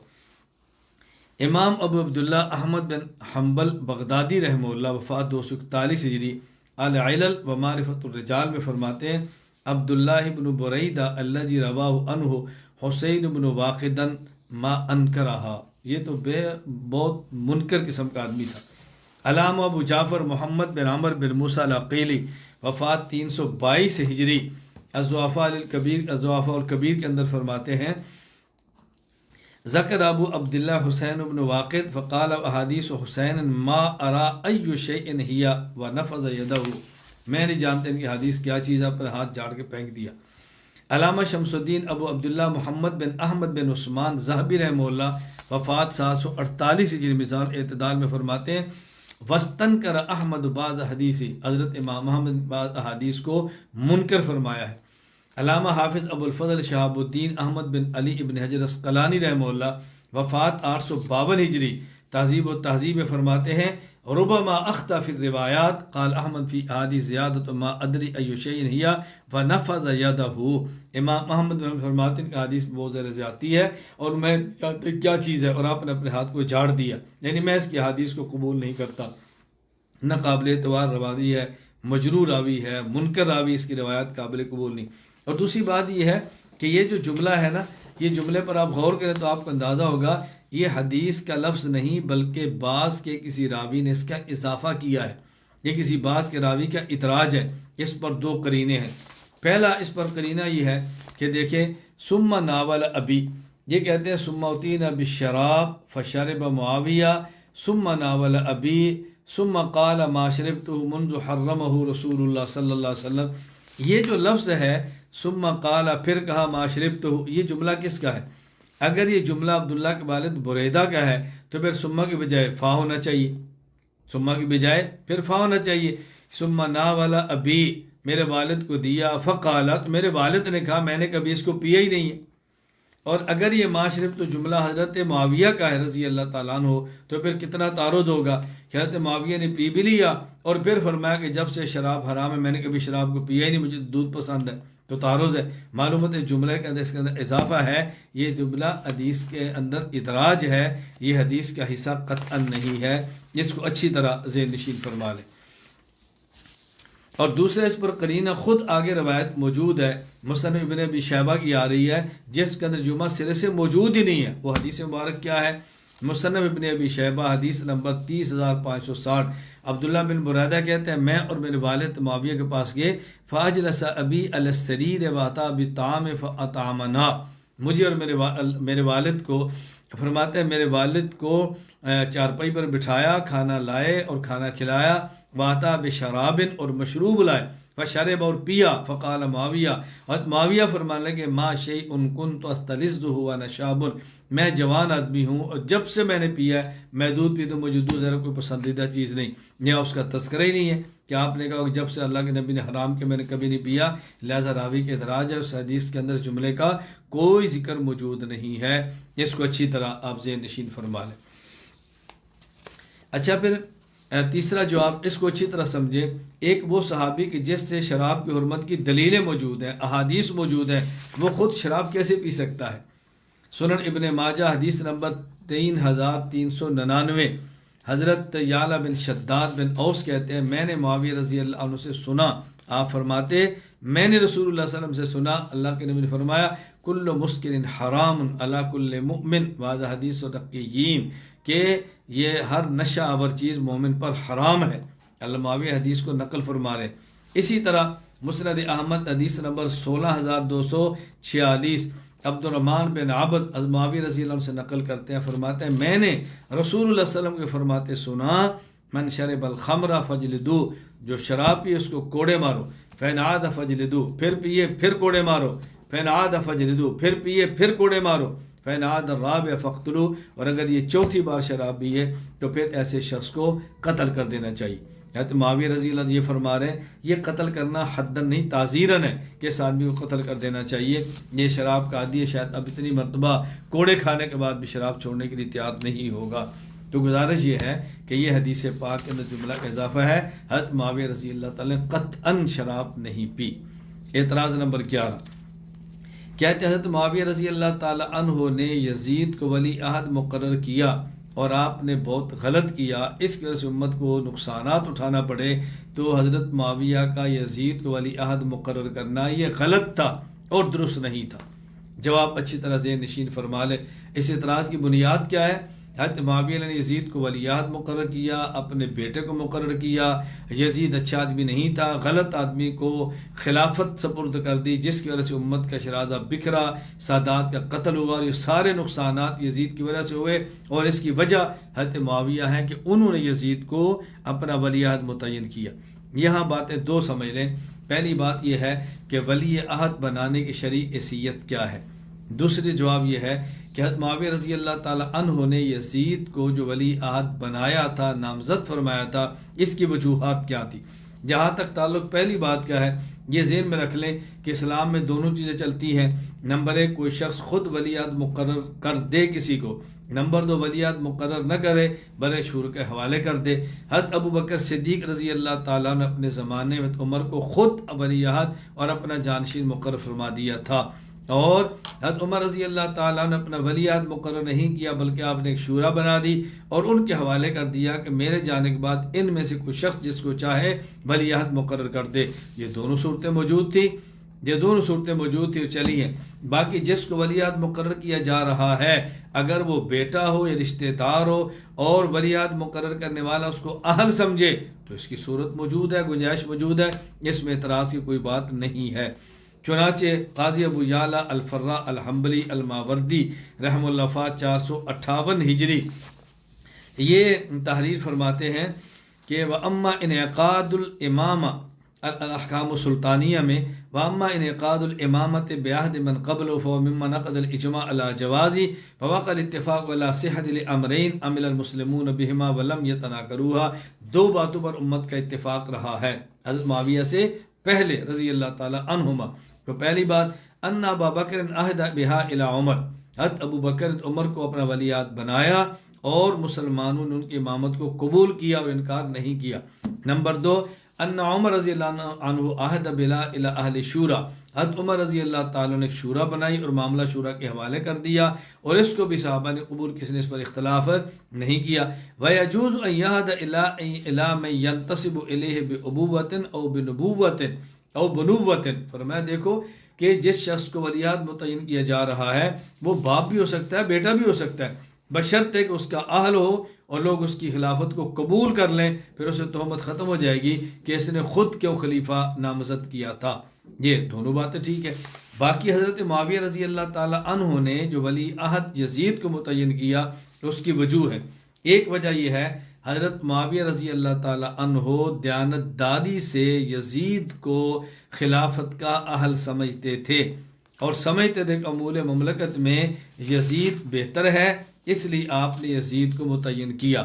چنانچہ البدایہ والنہایہ میں عماد الدین ابو الفدا اسماعیل بن خطیب ابی حفص عمر بن کثیر دمشقی رحمہ اللہ وفات 774 فرماتے ہیں وقد عاتب معاویہ فی ولایت یزید سعید بن عثمان بن عفان، حضرت عثمان بن عفان کے بیٹے سعید نے حضرت معاویہ کو تنبیہ فرمائی کہ آپ یزید کو اپنا ولی عہد کیوں متعین کرتے ہیں، پھر کیا کریں، چاہے اس کی جگہ پہ مجھے ولی عہد مقرر کرے، کیوں؟ اس لیے کہ میرے والد کے آپ کے اوپر احسانات بہت ہیں۔ اور میں باپ اور ماں دونوں اعتبار سے یزید سے اچھا ہوں۔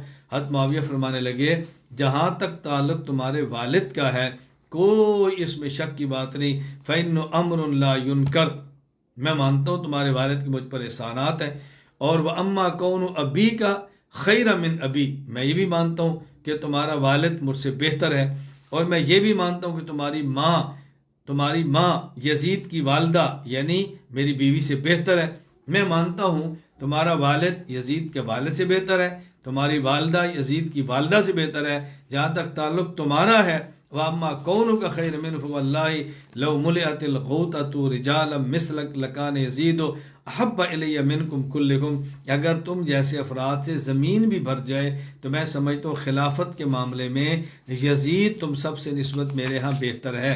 اس کی وجہ میں مزید عرض کرتا ہوں، فرمایا حضرت ابن کثیر رحمہ اللہ فات 774 ہجری البدایہ والنہایہ مزید فرماتے ہیں کہ حضرت معاویہ نے ایک دن خطبہ دیا اور خطبہ دے کر فرمایا اللہم ان کنت تعلم انی ولیتہ لأنہ فیما اراہ اہل لذالک فاتمم لہ ما ولیت وَإِن كُنْتُ وَلَّيْتُهُ لِأَنِّي أُحِبُّ فَلَا تُتْمِمْ لَهُ مَا وَلَّيْتُ، اے اللہ تیرے علم میں ہے اگر میں نے یزید کو ولی عہد بنایا ہے اس وجہ سے کہ ولی عہد بننے کا اہل ہے، تو یا اللہ تو اس کو میری اس ولایت کو پورا فرما دے، اور اگر میں نے اس کو ولایت دی ہے، میں نے ولی عہد بنایا ہے اس لیے کہ میں اسے پیار کرتا ہوں، میرا بیٹا ہے، اے اللہ کبھی بھی اس کو پورا نہ فرمانا۔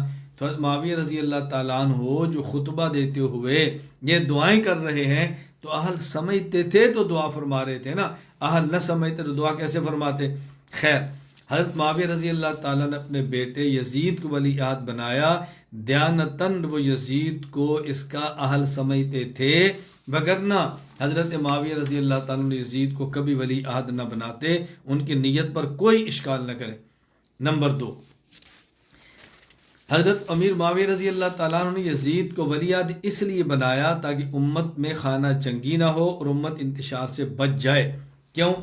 حضرت معاویہ رضی اللہ عنہ کا ذہن یہ تھا کہ اس وقت حکومت کا مدار بنو امیہ اور اہل شام کی طاقت پر ہے، اگر میں نے خاندان بنو امیہ سے باہر اور اہل شام سے باہر کسی بندے کو ولی عہد بنایا تو ممکن ہے خاندان بنو امیہ اور اہل شام اس کی بیعت نہ کریں اور امت میں اختلافات ہو جائیں اور امت انتشار کا شکار ہو جائے۔ یہ آپ کی اجتہادی رائے تھی۔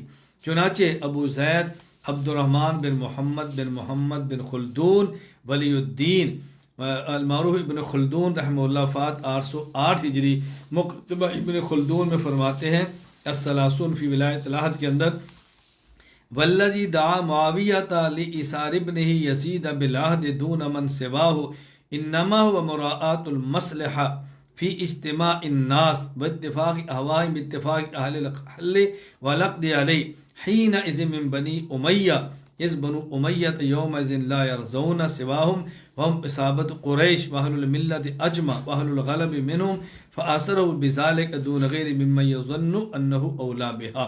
حضرت معاویہ رضی اللہ تعالیٰ کا یہ رائے تھی اور آپ نے سب سے اتفاق کیا، ارباب اہل وقت کو جمع کر کے آپ نے بنی امیہ سے رائے لی اور پھر بنایا۔ خلاصہ کیا ہے؟ حضرت معاویہ رضی اللہ عنہ کی رائے یہ تھی کہ اگر میں نے بنو امیہ اور اہل شام سے باہر کسی کو ولی عہد بنایا وہ اتفاق نہیں کریں گے اور امت میں خانہ جنگی ہوگی، اس خانہ جنگی سے امت کو بچانے کے لیے انہوں نے اپنی اجتہاد کی بنیاد پر یزید کو ولی عہد بنا دیا تھا۔ جواب نمبر 3، یہ جو یزید کے بارے میں وہ فاسق تھا، فاجر تھا، بد کردار تھا، یہ سب باتیں حضرت معاویہ رضی اللہ تعالی عنہ کی وفات کی بات کی ہے۔ حضرت معاویہ کے علم میں یزید کے اس طرح فسق و فجور نہیں تھا کھلا، اور اعلانیہ اس کا فسق و فجور لوگوں کے سامنے موجود بھی نہیں تھا۔ میں اس پر بھی حوالے پیش کرتا ہوں، میں یزید کے فاسق اور فاجر ہونے کا قائل ہوں، اس پر میں حوالے بھی پیش کروں گا، لیکن جس وقت معاویہ رضی اللہ تعالی عنہ نے یزید کو ولی عہد بنایا اس وقت اس کا فسق و فجور ایسا اعلانیہ نہیں تھا کہ اس کو وہ خلیفہ نہ بناتے۔ چنانچہ امام ابو الحسن احمد بن یحییٰ بن جابر بن داؤد البلازری رحمہ اللہ فات 279 ہجری میں انہوں نے واقعہ نقل کیا ہے، اور عبداللہ بن عباس رضی اللہ تعالی عنہما کا اور واقعہ یہ بڑا سننے والا ہے، کیا انہوں نے فرمایا، حضرت عامر بن مسعود یہ انصاب الاشراف کے اندر ہے، عامر بن مسعود جمحی کہتے ہیں میں مکہ میں تھا، اچانک ڈاکیا آیا اور معاویہ رضی اللہ تعالیٰ عنہ کی وفات کی خبر لایا۔ ہم حضرت ابن عباس رضی اللہ تعالیٰ عنہما کے پاس گئے، وہ مکہ مکرمہ میں تھے، ان کے پاس ایک جماعت موجود تھی، دسترخوان لگا ہوا تھا، ابھی تک کھانا نہیں آیا۔ تو ہم نے کہا اے ابو العباس قد جاء البرید بموت معاویہ فوجب طویلا، ہاں یہ تو خبر ہے یہ کہ معاویہ فوت ہو گئے ہیں۔ کہتے ہیں انہوں نے طویل خاموشی اختیار کی، پھر فرمایا اللہم اوسع لمعاویہ، اما واللہ ما کان مثل من قبل ولا یاتی بعد مثل، حضرت معاویہ رضی اللہ تعالیٰ عنہ جو ان سے پہلے تھے یہ ان جیسے نہیں تھے، اور معاویہ جیسا اب ان کے بعد کوئی نہیں آئے گا۔ وَإِنَّ ابْنَهُ يَزِيدُ لِمَنْ صَالِحِ أَهْلِ فَأَلْزِمُوا مَجَالِسَكُمْ وَآتُوا طَاعَتَكُمْ وَبَيْعَتَكُمْ، کہا کہ دیکھو تم حضرت معاویہ کا جو بیٹا یزید ہے یہ اہل ہے، لمن صالحی اہلہی، یہ ولایت کا اہل تھا، صالح ہے، لہٰذا تم اس کی اطاعت کرو اور اس کی بیعت کرو اور اس سے تم الگ نہ ہونا۔ یہ کس کی رائے ہے؟ عبداللہ بن عباس رضی اللہ تعالیٰ عنہ کی بھی وہی رائے ہے جو حضرت امیر معاویہ رضی اللہ تعالیٰ عنہ کی رائے ہے۔ اچھا اسی طرح حضرت محمد بن حنفیہ رحمہ اللہ تعالیٰ، آپ ان کی رائے البدایہ و نہایہ میں موجود ہے، وہ بھی سماعت فرما لیں۔ کہتے ہیں کہ عبداللہ بن مطیع اور ان کے ساتھی محمد بن حنفیہ کے پاس گئے، یہ محمد بن الحنفیہ حضرت علی رضی اللہ تعالیٰ کے صاحبزادے کا نام ہے۔ ان فَأَرَادُوا عَلَىٰ خَلِ یزید، کہا کہ تم یزید کی ولایت کو ختم کر دو، بیعت کو توڑ دو، معاویہ دنیا سے چلے گئے۔ انہوں نے فرمایا کیوں؟ وجہ تو یہ ابن مطیع نے کہا دیکھو یزید یشرب الخمر ویترک الصلاۃ ویتعدی حکم الکتاب، وہ شراب پیتا ہے، نماز نہیں پڑھتا، اللہ تعالیٰ کے حکم کو مانتا نہیں ہے۔ تو انہوں نے فرمایا ما رأیت منہ ما تذکرون، جو تم باتیں مجھے بتا رہے ہو کیا تم نے یہ باتیں اس میں دیکھی ہیں؟ عبداللہ بن مطیع کہنے لگے محمد بن حنفیہ کو کہ دیکھو تم نے باتیں دیکھی ہیں؟ انہوں نے کہا وقد حضرتہ وقمت عنده فرأیت مواظبا علی الصلاۃ، میں ان کے پاس رہا ہوں، میں نے ان کو نماز کا پابند دیکھا ہے، متحریا للخیر، خیر پر حریص دیکھا ہے، یسأل الفقہ، فقہی مسائل پوچھتے ہوئے دیکھا ہے، ملازمہ سنہ، سنت کی اتباع کرتے دیکھا ہے۔ انہوں نے کہا فإن ذلك كان منه تصنعا لك، یہ تمہیں دکھانے کے لیے تھا، بناوٹ کے لیے تھا۔ یہ فرمانے لگے وما الذی خاف منی او رجا، اس کو مجھ سے کس بات کا خوف تھا اور مجھ سے کس بات کا اس کو ڈر تھا، یا اس کو کیا مجھ سے امیدیں تھی، مجھے کیوں دکھاتا؟ پھر یہ یذل علیہ الخشوع، آگے انہوں نے پوچھا تم یہ بتاؤ کہ جو تم باتیں پوچھی ہے کیا تم اس وقت موجود تھے؟ اگر تم موجود تھے تم اس کے اندر شریک ہو، انکم لشرکاء، اور اگر تم موجود نہیں تھے تو کیا تمہارے لیے جائز ہے کہ تم وہ بات کرو جس کے تم گواہ نہیں ہو؟ انہوں نے کہا انہ عندنا لحق وان لم یکن رأیناہ، یہ ہے بات سچی اگرچہ ہم موجود نہیں تھے۔ تو یہ فرمانے لگے محمد بن حنفیہ کہ قد ابى اللہ ذلک علی احد الشہادہ، کہ دیکھو جو شخص موجود نہ ہو اور وہ گواہی دے اللہ اس کی بات کو قبول نہیں فرماتے، الا من شہد بالحق وهم یعلمون، یہ تو قرآن کریم کا فیصلہ ہے۔ میں یہ عرض کر رہا ہوں کہ یہ جو رائے تھی امیر معاویہ رضی اللہ تعالیٰ عنہ کی تنہا نہیں تھی، یہ رائے حضرت علی کے بیٹے محمد ابن الحنفیہ کی ہے، یہ رائے حضرت عبداللہ بن عباس کی ہے، یہ رائے امیر المومنین معاویہ کی ہے۔ تو جب آپ نے ان کو ولی عہد بنایا تو ان کا خیال یہ تھا کہ یہ صالح ہے، ان کا خیال یہ نہیں تھا کہ یہ شخص فاسق اور اعلانیہ فسق موجود تھا۔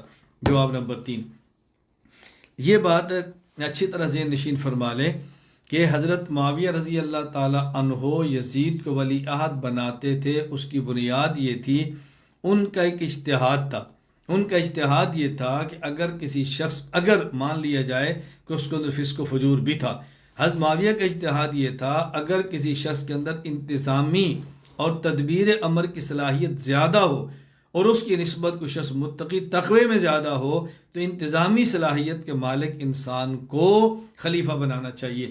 امیر معاویہ کی رائے تھی، اس رائے کی بنیاد پر انہوں نے یزید کو خلیفہ متعین کیا۔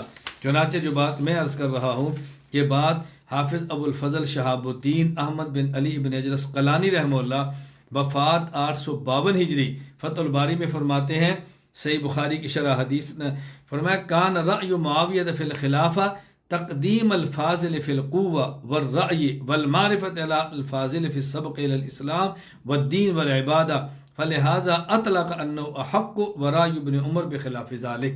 حضرت کی رائے یہ تھی کہ وہ شخص کہ جس کے پاس قوت ہو، رائے ہو اور اس کو معرفت حاصل ہو سیاسی امور میں، یہ اس سے زیادہ بہتر ہے جو شخص اسلام میں پہلے ہو، دین میں سبقت والا ہو اور عبادت میں آگے بڑھنے والا ہو۔ یہ حضرت کی رائے تھی، جو بات میں نے آپ کی خدمت میں عرض کی ہے۔ اور یہی بات حضرت ننوتوی رحمۃ اللہ علیہ نے وفات 1297 ہجری مولانا محمد قاسم ننوتوی مکتوبات قاسم میں فرماتے ہیں، جس وقت کے امیر معاویہ رضی اللہ عنہ نے یزید پلید کو اپنا ولی عہد بنایا تھا تو وہ اعلانیہ فاسق نہ تھا، اگر اس نے کچھ کیا ہوگا تو در پردہ کیا ہوگا کہ حضرت معاویہ کو اس کی خبر نہ تھی۔ علاوہ ازیں جہاد میں یزید کا حسن تدبر جیسا کہ اسے دیکھا گیا مشہور تھا۔ حضرت امیر معاویہ رضی اللہ عنہ کا نظریہ خلافت کے متعلق یہ تھا کہ جس کسی کو مملکت کے انتظام کا سلیقہ دوسروں سے زیادہ ہو، اگر اس سے افضل موجود ہوں تو دوسروں سے اس کا خلیفہ بنانا افضل ہے۔ اس بات پر نظر رکھتے ہوئے یزید کو انہوں نے دوسروں سے افضل جانا، یعنی خلافت میں افضل جانا، تقوی میں افضلیت کی بات نہیں ہو رہی۔ یہ بات اچھی طرح ذہن نشین فرما لیں۔ تو میں نے عرض کیا کہ حضرت معاویہ رضی اللہ تعالی عنہ نے جو یزید کو ولی عہد بنایا تھا، پہلی بات اپنی زندگی میں کسی کو ولی عہد بنانا حضرت ابو بکر صدیق رضی اللہ عنہ سے ثابت ہے اور صحابہ نے اس کو قبول فرمایا، اہل بیت نے بھی قبول فرمایا۔ باقی اشکال یہ تھا کہ بیٹے کو کیوں بنایا؟ اگر بیٹا اہل ہو تو اس کو بنانے میں حرج نہیں۔ دوسری بات، حضرت معاویہ رضی اللہ تعالیٰ عنہ نے یزید کو جو خلیفہ نامزد کیا تھا، حضرت معاویہ رضی اللہ عنہ نے اس کو نیک نیتی کی بنیاد پر وہ سمجھتے تھے کہ یہ خلافت کا اہل ہے، اس لیے آپ نے اس کو نامزد کیا تھا۔ نمبر 3، حضرت معاویہ رضی اللہ تعالیٰ عنہ نے جب اس کو خلیفہ بنایا، ولی عہد بنایا، اس وقت اس کا فسق اعلانیہ نہیں تھا، اس لیے آپ نے بنایا۔ اور چوتھی بات میں عرض کرتا ہوں کہ حضرات اہل سنت والجماعت کا یہ موقف ہے اور ہمارا نظریہ ہے کہ یزید فاسق اور فاجر تھا۔ حضرت حسین کے مقابلے میں تو حسین حق پر تھے، یزید باطل پر تھا، لیکن یہ ساری خرابیاں اس کے اندر جو پیدا ہوئی ہیں، یہ خرابیاں حضرت امیر المومنین معاویہ رضی اللہ تعالیٰ عنہ کی وفات کے بعد کی ہیں۔ چنانچہ چند ایک حوالہ جات ملاحظہ فرمائے۔ نمبر 1، صدر الاسلام ابو الیسر محمد بن حسین بن عبد الکریم البزدوی رحمہ اللہ فات 483 ہجری اصول الدین کے اندر فرماتے ہیں، وَأَمَّا يَزِيدُ بْنُ مُعَاوِيَةَ كَانَ ظَالِمًا وَلَكِنْ هَلْ كَانَ كَافِرًا تَكَلَّمَ النَّاسُ فِيهِ بَعْضُهُمْ كَفَّرُوا لَمَّا حُكِيَ مِنْ أَسْبَابِ الْكُفْرِ وَبَعْضُهُمْ لَمْ يُكَفِّرُوا قَالُوا لَمْ يَصِحُّ مِنْهُ تِلْكَ الْأَسْبَابِ۔ کہتے ہیں یہ ظالم تھا، اس میں کوئی شک نہیں، کافر تھا یا نہیں اس کے بارے میں بعض کہتے تھا، بعض کہتا نہیں تھا، لیکن ظالم ضرور تھا۔ نمبر 2، علامہ تقی الدین ابو العباس احمد بن عبد الحلیم ابن عبدالسلام ابن تیمیہ رحمہ اللہ وفات 728 ہجری، مجموعہ فتاوی ابن تیمیہ۔ وَأَمَّا تَرْكُ مُحَبَّتِهِ فُلَانٍ فَلِأَنَّ الْمُحَبَّةَ الْخَاصَّةَ إِنَّمَا تَكُونُ لِلنَّبِيِّينَ وَالصِّدِّيقِينَ وَالشُّهَدَاءِ وَالصَّالِحِينَ وَلَيْسَ أَحَدًا مِّنْهُمْ وَقَدْ قَالَ النَّبِيُّ صَلَّى اللَّهُ عَلَيْهِ وسلم الْمَرْءُ مَعَ مَنْ أَحَبَّهُ وَمَنْ آمَنَ بِاللَّهِ وَالْيَوْمِ الْآخِرِ لَا يَخْتَارُ أَنْ يَكُونَ مَعَ يَزِيدَ وَلَا مَعَ أَمْثَالِهِ مِنَ الْمُلُوكِ الَّذِينَ لَيْسُوا بِعَادِلِينَ۔ فرمایا ہم اس سے محبت کیوں نہیں کرتے؟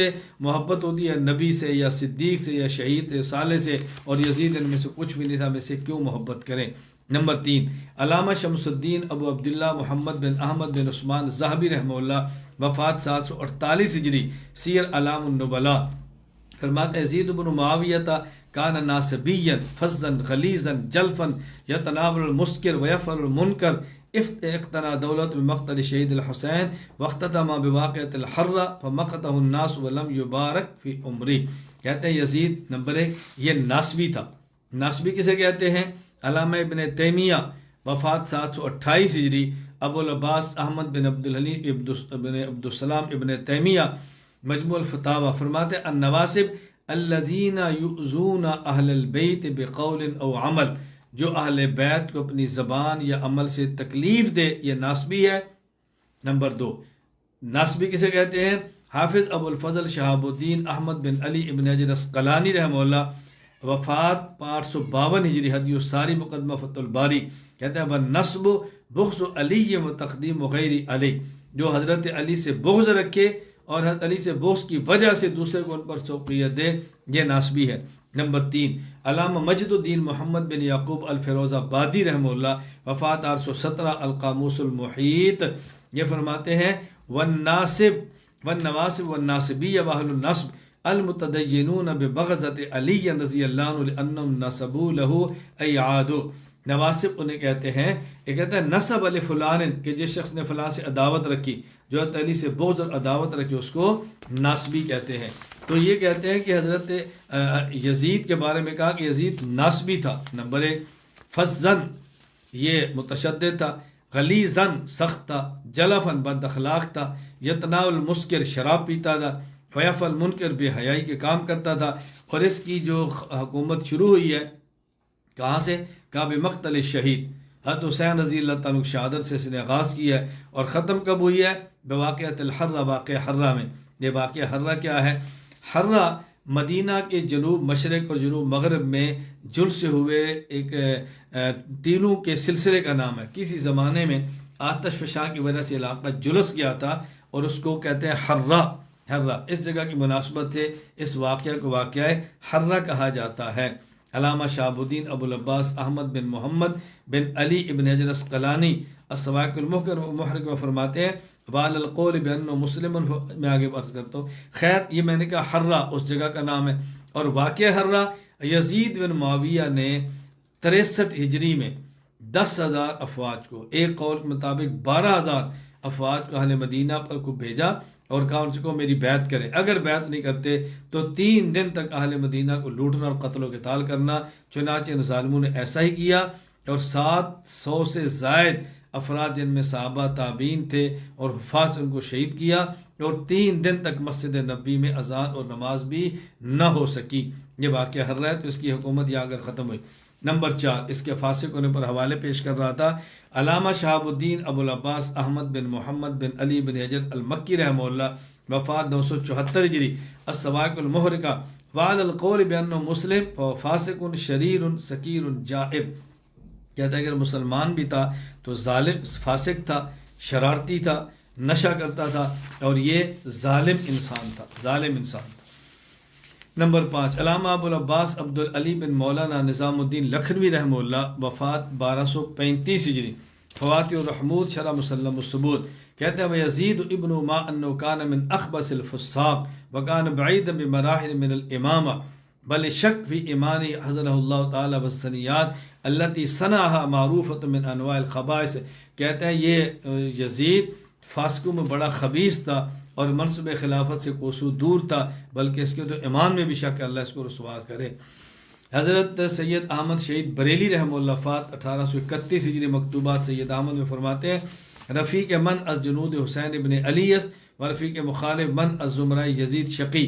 میرا دوست حسین بن علی کے لشکر میں داخل ہے اور میرے مخالف کا دوست یزید بدبخت کی جماعت میں شامل ہے۔ قاسم نو الخیرات مولانا محمد قاسم ننوتوی رحمہ اللہ، وفات 1297 ہجری، مکتوبات قاسم نو میں لکھتے ہیں حضرت امیر معاویہ رضی اللہ عنہ کے انتقال کے بعد یزید نے پر پرزے نکالنے شروع کیے اور دل کو خواہش نفس اور ہاتھ کو جام سے شراب پر لے گیا، فسق کھلم کھلا کرنے لگا اور نماز چھوڑ دی۔ نمبر 8، ابو الحسنات محمد عبدالحی بن محمد عبدالحلیم انصاری لکھنوی رحمہ اللہ، وفات 1304 ہجری، فتاوی عبدالحی، فرماتے ہیں مسلک اسلم آس کے شقیرہ بمغفرت و ترحم ہرگز یاد نبایت کرد و بھی لان او کہ در عرف مختص بکفار گشتہ زبان خود را آلودہ نبایت کرد۔ یزید کے محتاط ترین، یزید کے بارے متعلق محتاط ترین مسلک یہ ہے اس بدبخت کو مغفرت و رحمہ اللہ کے کلمات سے ہرگز یاد نہ کیا جائے، اور نہ ہی اس پر لعنت کر کے اپنی زبان کو گندا کرے۔ نمبر 9، قطب الاقطاب فقیہ النفس مولانا رشید احمد گنگوہی رحمہ اللہ، وفات 1323 ہجری، فتاوی رشیدیہ میں لکھتے ہیں کسی مسلمان کو کافر کہنا مناسب نہیں۔ یزید مومن تھا، بسبب قتل کے فاسق ہوا، کفر کا حال دریافت نہیں، کافر کہنا جائز نہیں کہ وہ عقیدہ قلب پر موقوف ہے۔ نمبر 10، حکیم الامت مجدد الملت مولانا اشرف علی تھانوی رحمہ اللہ، وفات 1362 ہجری، امتداد الفتاوی میں لکھتے ہیں یزید فاسق تھا اور فاسق ولایت مختلف ہی ہے۔ اعتراض نمبر 12، کہتے ہیں حضرت معاویہ رضی اللہ تعالیٰ عنہ سے جن شرائط پر حضرت حسن نے صلح کی تھی، حضرت معاویہ رضی اللہ تعالیٰ عنہ نے ان شرائط کی پاسداری نہیں کی۔ یہ اعتراض برائے اعتراض ہے جس کا کوئی نہ سر ہے نہ پاؤں ہے۔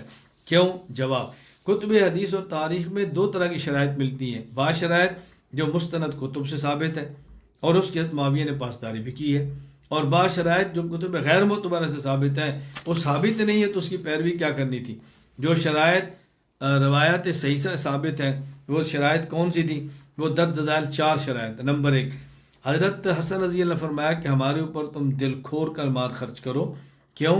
اس لیے کہ اب لوگوں کو ہم سے مال لینے کی عادت ہے تو ہم ان کے اوپر مال خرچ کریں گے اور اس کی وجہ سے خون خرابہ بھی نہیں ہوگا، لوگ خروج بھی نہیں کریں گے، مخالفین ہیں جو صلح کے مخالف ہیں وہ خاموش رہیں، تو لوگ ہم سے تقاضا ہوتا ہے، ہم سے مطالبہ کرتے ہیں، ہم اہل بیت ہیں، سادات ہیں، تو ہمارے پاس پیسے ہوگے تو ہم خرچ کریں گے۔ ایک تو کھل پر خرچ کرو۔ نمبر 2، کوفہ کے بیت المال میں سے حسن کو 50 لاکھ درہم عطا کیے جائے۔ نمبر 3، دار ابجرد ایک جگہ کا نام ہے، اس کا خراج حضرت حسن کو ملا کرے گا۔ نمبر 4، حضرت حسن کی موجودگی میں ان کے والد نام رضی اللہ تعالیٰ عنہ پر تنقید نہ کی جائے۔ یہ 4 شرائط تھی۔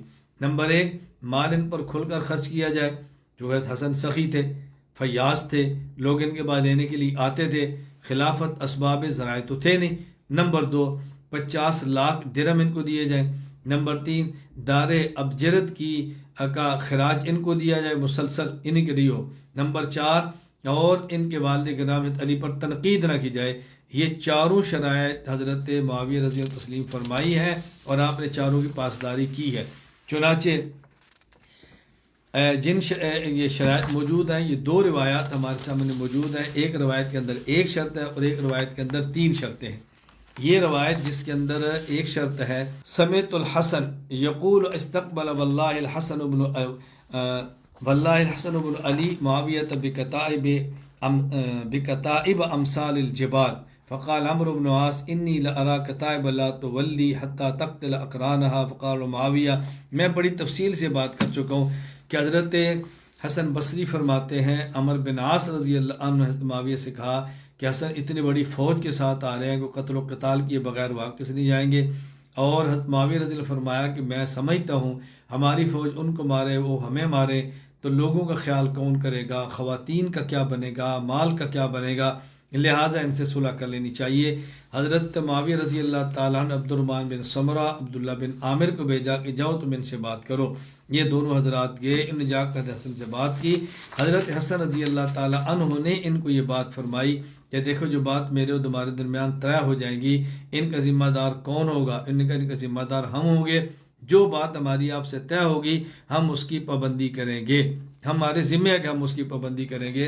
لہٰذا ان حضرات نے ان کے ساتھ سارے معاملات طے کیے اور حضرت حسن رضی اللہ تعالیٰ عنہ کے ساتھ ان حضرات کی بنیاد پر صلح ہوئی، اور روایت صحیح بخاری کتاب الصلح باب قول نبی صلی اللہ علیہ وسلم حسن بن علی ان ابن سید کے اندر یہ بات تفصیل کے ساتھ موجود ہے۔ امام بخاری رحمۃ اللہ علیہ نے یہ روایت یہاں پر بیان فرمائی ہے۔ یہ پہلی شرط جس کا میں تذکرہ کرنا چاہتا میں وہ لفظ آپ کو سنانا چاہتا تھا۔ فرمائے فقال ہم الحسن بن علی انا بنو عبد المطلب قد اصبنا من هذا المال وان هذه الامه قد عاصت في دمائها قال فانه يعرض عليك كذا وكذا، یعنی آپ نے فرمایا کہ چونکہ ہم بنو عبد المطلب ہیں، ہمارے پاس پیسہ تھا، لوگ ہم سے لیتے تھے، لہٰذا میں اس کی ضرورت ہوگی، انہوں نے کہا جتنا مال مانگیں گے آپ کے حوالے کیا جائے گا۔ اور باقی جو 3 شرائط ہیں یہ حافظ عماد الدین ابو الفدا اسماعیل بن خطیب ابو حفص عمر بن کثیر دمشقی رحمۃ اللہ علیہ، وفات 774 ہجری، البدایہ والنہایہ خلافت الحسن بن علی کے اندر ہے، یہ کٹھی شرائط بیان کی ہے۔ ولما الحسن بن علی تفرق جیشہ علی مقتهم وكتب عند ذلك الى معاویہ بن ابی سفیان رضی اللہ عنہ وكان قد ركب في اهل الشام فنزل مسكنا يراوزه على الصلح بينهما فبعث عليه معاویہ عبد الله بن عامر وعبد الرحمن بن سمرة فقدما عليه الكوفة فبذلا له ما أراد من الأموال فاشترط أن يأخذ من بيت مال الكوفة 5,000 درهم من يكون خراج دار أبجرد له وألا يصب علي وهو يسمع۔ یہ تینوں شرائط تھی اور ان کی تینوں شرائط کو مان لیا گیا۔ یہ 4 شرائط کا تذکرہ، چاروں کی آپ نے پابندی کی ہے۔ باقی بعض شرائط ایسی ہیں کہ آدمی کو سن پر بھی تعجب ہوتا ہے کہ یہ کون سی شرط تھی لگائیں، اور یہ کیسے کہ اس کی پاسداری نہ کریں۔ مثلا میں ایک بات عرض کرتا ہوں کہ حافظ ابو الفضل شہاب الدین نے تو ان شرائط کے بارے میں ابن اسرانی رحمۃ اللہ علیہ فاتح 852 نے فتح الباری میں لکھا ہے فوافقاہ علی ما شرط من جمیع ذالک والتزما، ان شرائط کی تو پابندی ہوئی ہے۔ علامہ شہاب الدین ابن حجر حیثمی مکی وفات 974 ہجری الصواعق المحرقہ میں لکھتے ہیں انہ اشترط علی شروطا کثیرہ فالتزمہا وفعلہ بہا، یہ شرائط تو مانی گئی ہے۔ اسی طرح مورخ علامہ ابو حنیفہ دینوری وفات 282 ہجری الاخبار الطوال کے اندر فرماتے ہیں ولا قطع عنہما شیئا مما کان شرط لہما، ان دونوں کے ساتھ جو شرائط طے تھی ان کی پابندی کی گئی۔ باقی شرائط کون سی ہیں؟ مثلا ایک شرط آپ دیکھیں،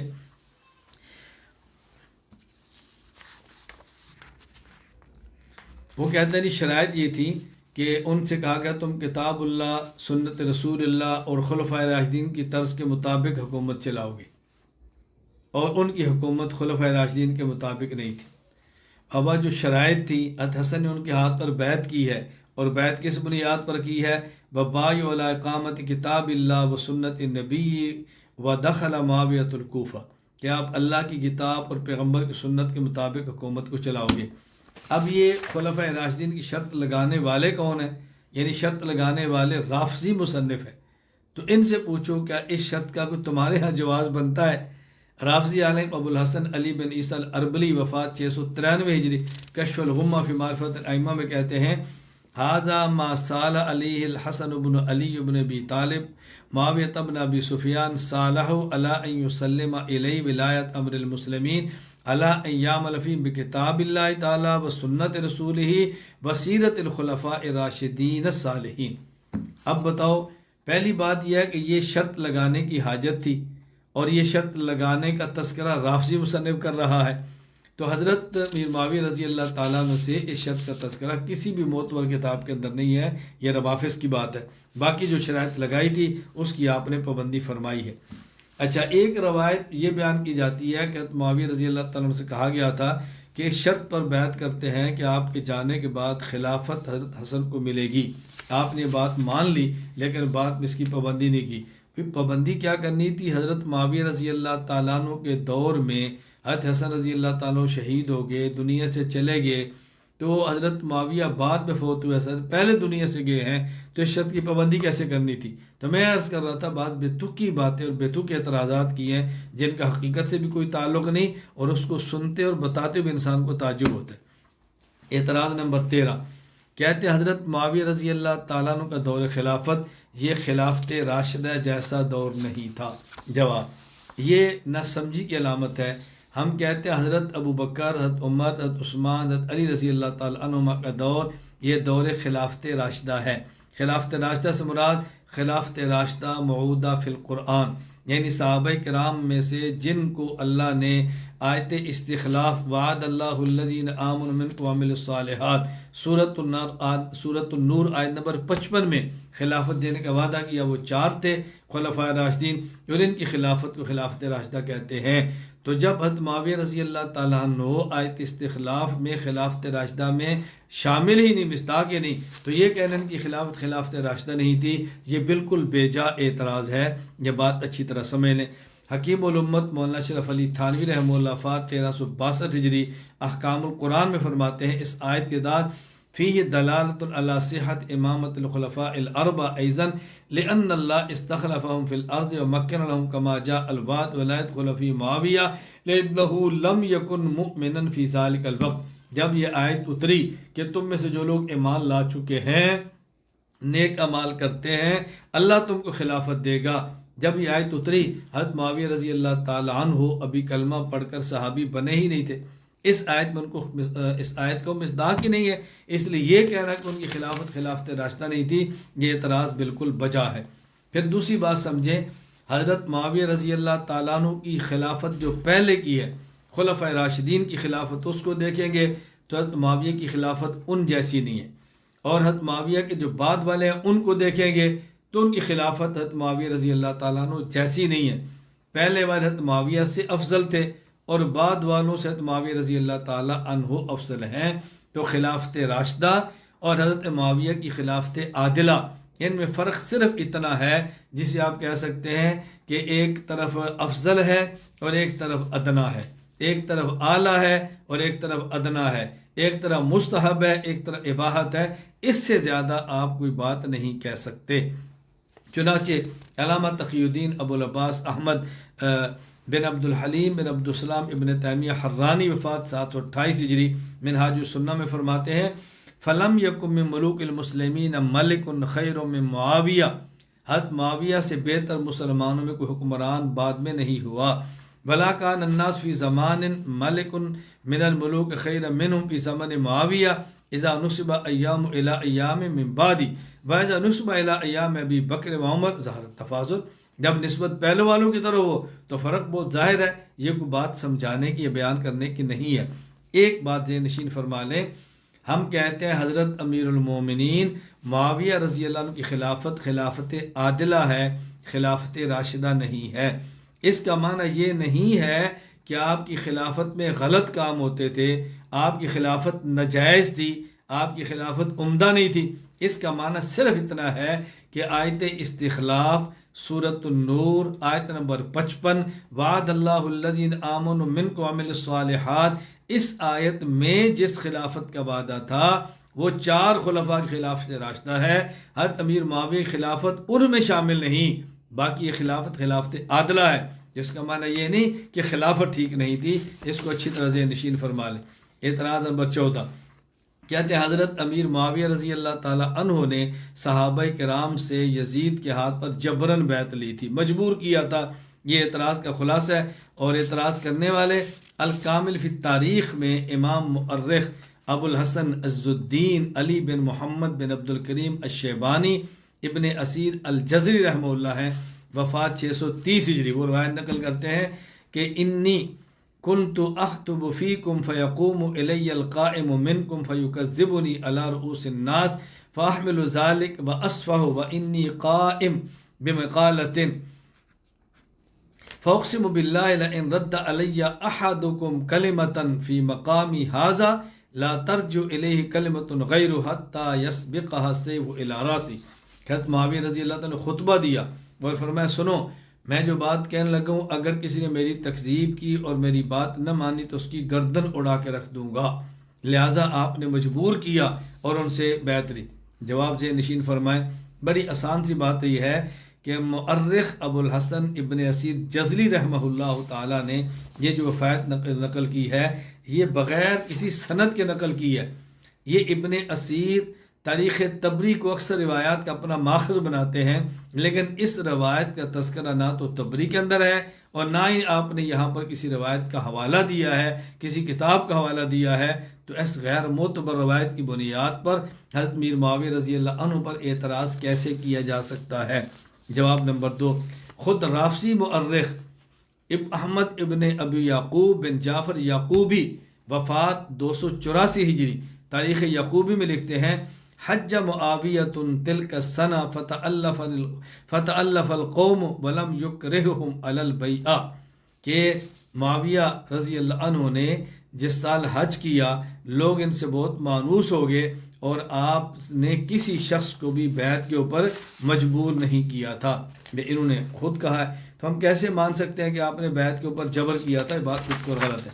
اعتراض نمبر 15، بعض لوگوں نے الیاس باللہ اعتراض یہ کیا ہے کہ حضرت معاویہ رضی اللہ تعالیٰ عنہ نے صحابہ کرام سے مکر و فریب کر کے یزید کی بیعت لے لی تھی، اور اس کے لیے بطور دلیل کے یہ روایت پیش کی جاتی ہے کہ امام ابو جعفر محمد بن جریر بن یزید بن کثیر بن غالب الطبری وفات 310 ہجری تاریخ طبری میں لکھتے ہیں کہ قال حدثنا ابن عون قال حدثنی رجل بنخلہ، ابن عون کہتے ہیں مجھے نخلہ کے مقام پر ایک آدمی نے بیان کیا، کیا ایک آدمی نے بیان کیا کہ بایع الناس لیزید ابن معاویہ غیر الحسین ابن علی، کہ حضرت حسین، عبداللہ بن عمر، عبداللہ بن زبیر، عبد الرحمن بن ابو بکر، عبداللہ بن عباس، ان 5 کے علاوہ لوگوں نے یزید کی بیعت کر لی۔ جب حضرت معاویہ آئے تو آپ نے حسین بن علی کو بلایا اور بلا کر کہا کہ دیکھو بیٹا تم 5 آدمی ہو، تم 5 کے سردار ہو، باقی 4 نے بیعت کر، تم اکیلے رہ گئے ہو، تو اگر تم بیعت کر لو گے تو کتنا آسان ہوگا۔ انت تقودهم فارسل الیہم فان بایعوا كنت رجلا منهم والا لم تكن اجل۔ تو کہتے ہیں حضرت حسین فرمان لگے کہ چلے میں پتہ کرا لیتا ہوں، اگر انہوں نے ایسا کیا تو میں بھی دیکھ لیتا ہوں، لیکن آپ اس معاملے میں جلدی نہ کرو۔ خلاصہ کیا تھا کہ حضرت معاویہ رضی اللہ تعالیٰ عنہ ایک ایک کو الگ بلاتے اور اسے کہتے فلاں نے بیعت کر لی تو نے کیوں نہیں کی وہ کرتا، فلاں نے کر لی تو نے نہیں کی وہ کرتا، یوں دھوکہ دے الیاس باللہ۔ حضرت معاویہ رضی اللہ تعالیٰ عنہ کے بارے میں کہا گیا کہ انہوں نے بیعت دھوکے کے ساتھ صحابہ کرام سے لی تھی۔ جواب دیکھیں آپ اچھی طرح ذہن نشین فرما لیں، یہ اعتراض کم علمی کی بنیاد پر ہے یا ضد کی بنیاد پر ہے۔ میں نے ابھی آپ کے سامنے جو نقل کی ہے روایت، اس کے اندر کیا ہے؟ حدثنا ابن عون قال حدثني رجل بنخلہ۔ ابن عون کہتے ہیں کہ مجھے ایک آدمی نے بتایا، ایک آدمی، جیسے شیعت کا طرز ہے، راوی کہتا ہے آواز آئی ہے، بس یہ وہی طرز ہے۔ ایک ایسا شخص کہ جس کا معلوم ہی نہیں کہ بندہ کون ہے۔ جب کوئی شخص اپنی ذات کے اعتبار سے مجہول ہو یا کوئی شخص اپنی صفات کے اعتبار سے مجہول ہو، اس کی روایت قابل قبول نہیں ہوتی۔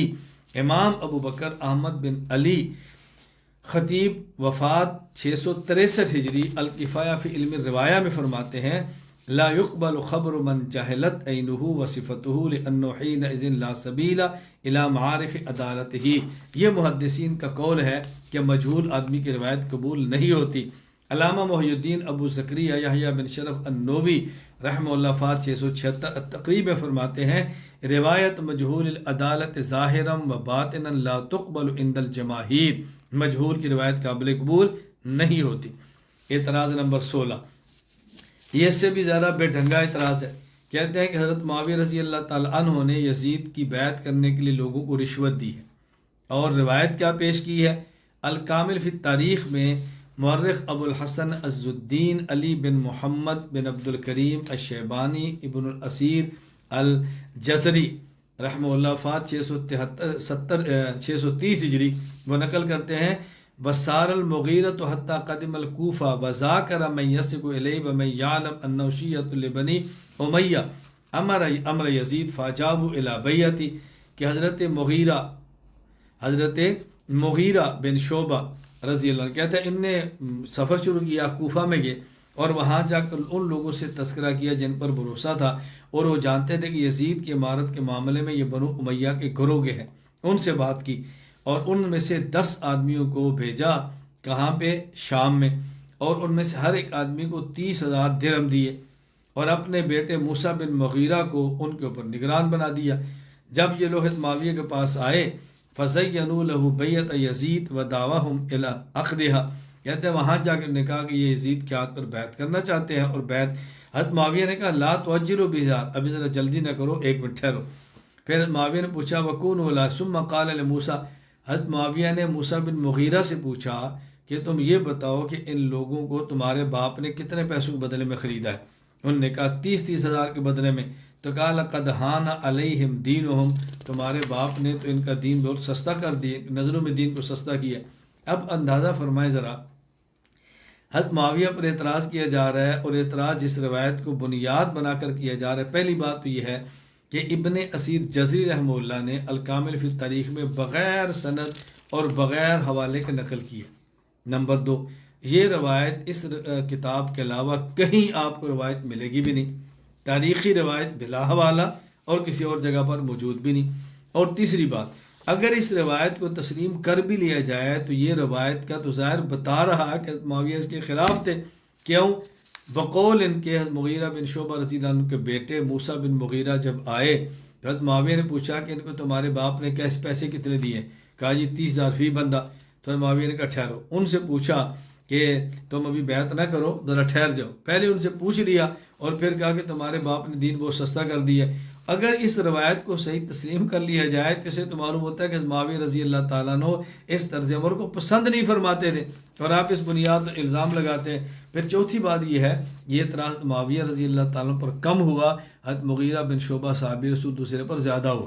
کیوں؟ حضرت معاویہ تو نہیں بھیجا، وہ تو اپنی طرف سے کہہ رہے ہیں اور رشوتیں دیتے پھر رہے ہیں ان کی بیعت کرانے کے لیے۔ حاشا وکلا، حضرت معاویہ رضی اللہ تعالیٰ عنہ اور صحابہ کرام اس سے بالکل بری و ذمہ ہے۔ اعتراض نمبر 17 کہتے ہیں حضرت معاویہ رضی اللہ تعالیٰ عنہ حضرت حسن رضی اللہ عنہ کی شہادت پر بہت زیادہ خوش تھے، اور دلیل کیا پیش کی جاتی ہے؟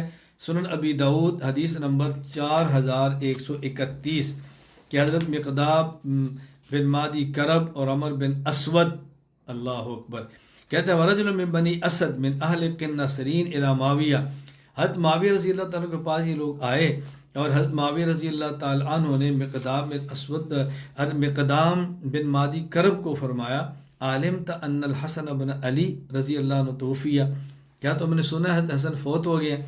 فرجع المقدام، مقدام نے کہا انا للہ و انا الیہ راجعون، تو فقال له رجل، ایک شخص نے کہا اتراہ مصیبہ، یہ تو مصیبت پہ انا للہ کہتے ہیں، تم ان کی موت کو مصیبت سمجھتے ہو؟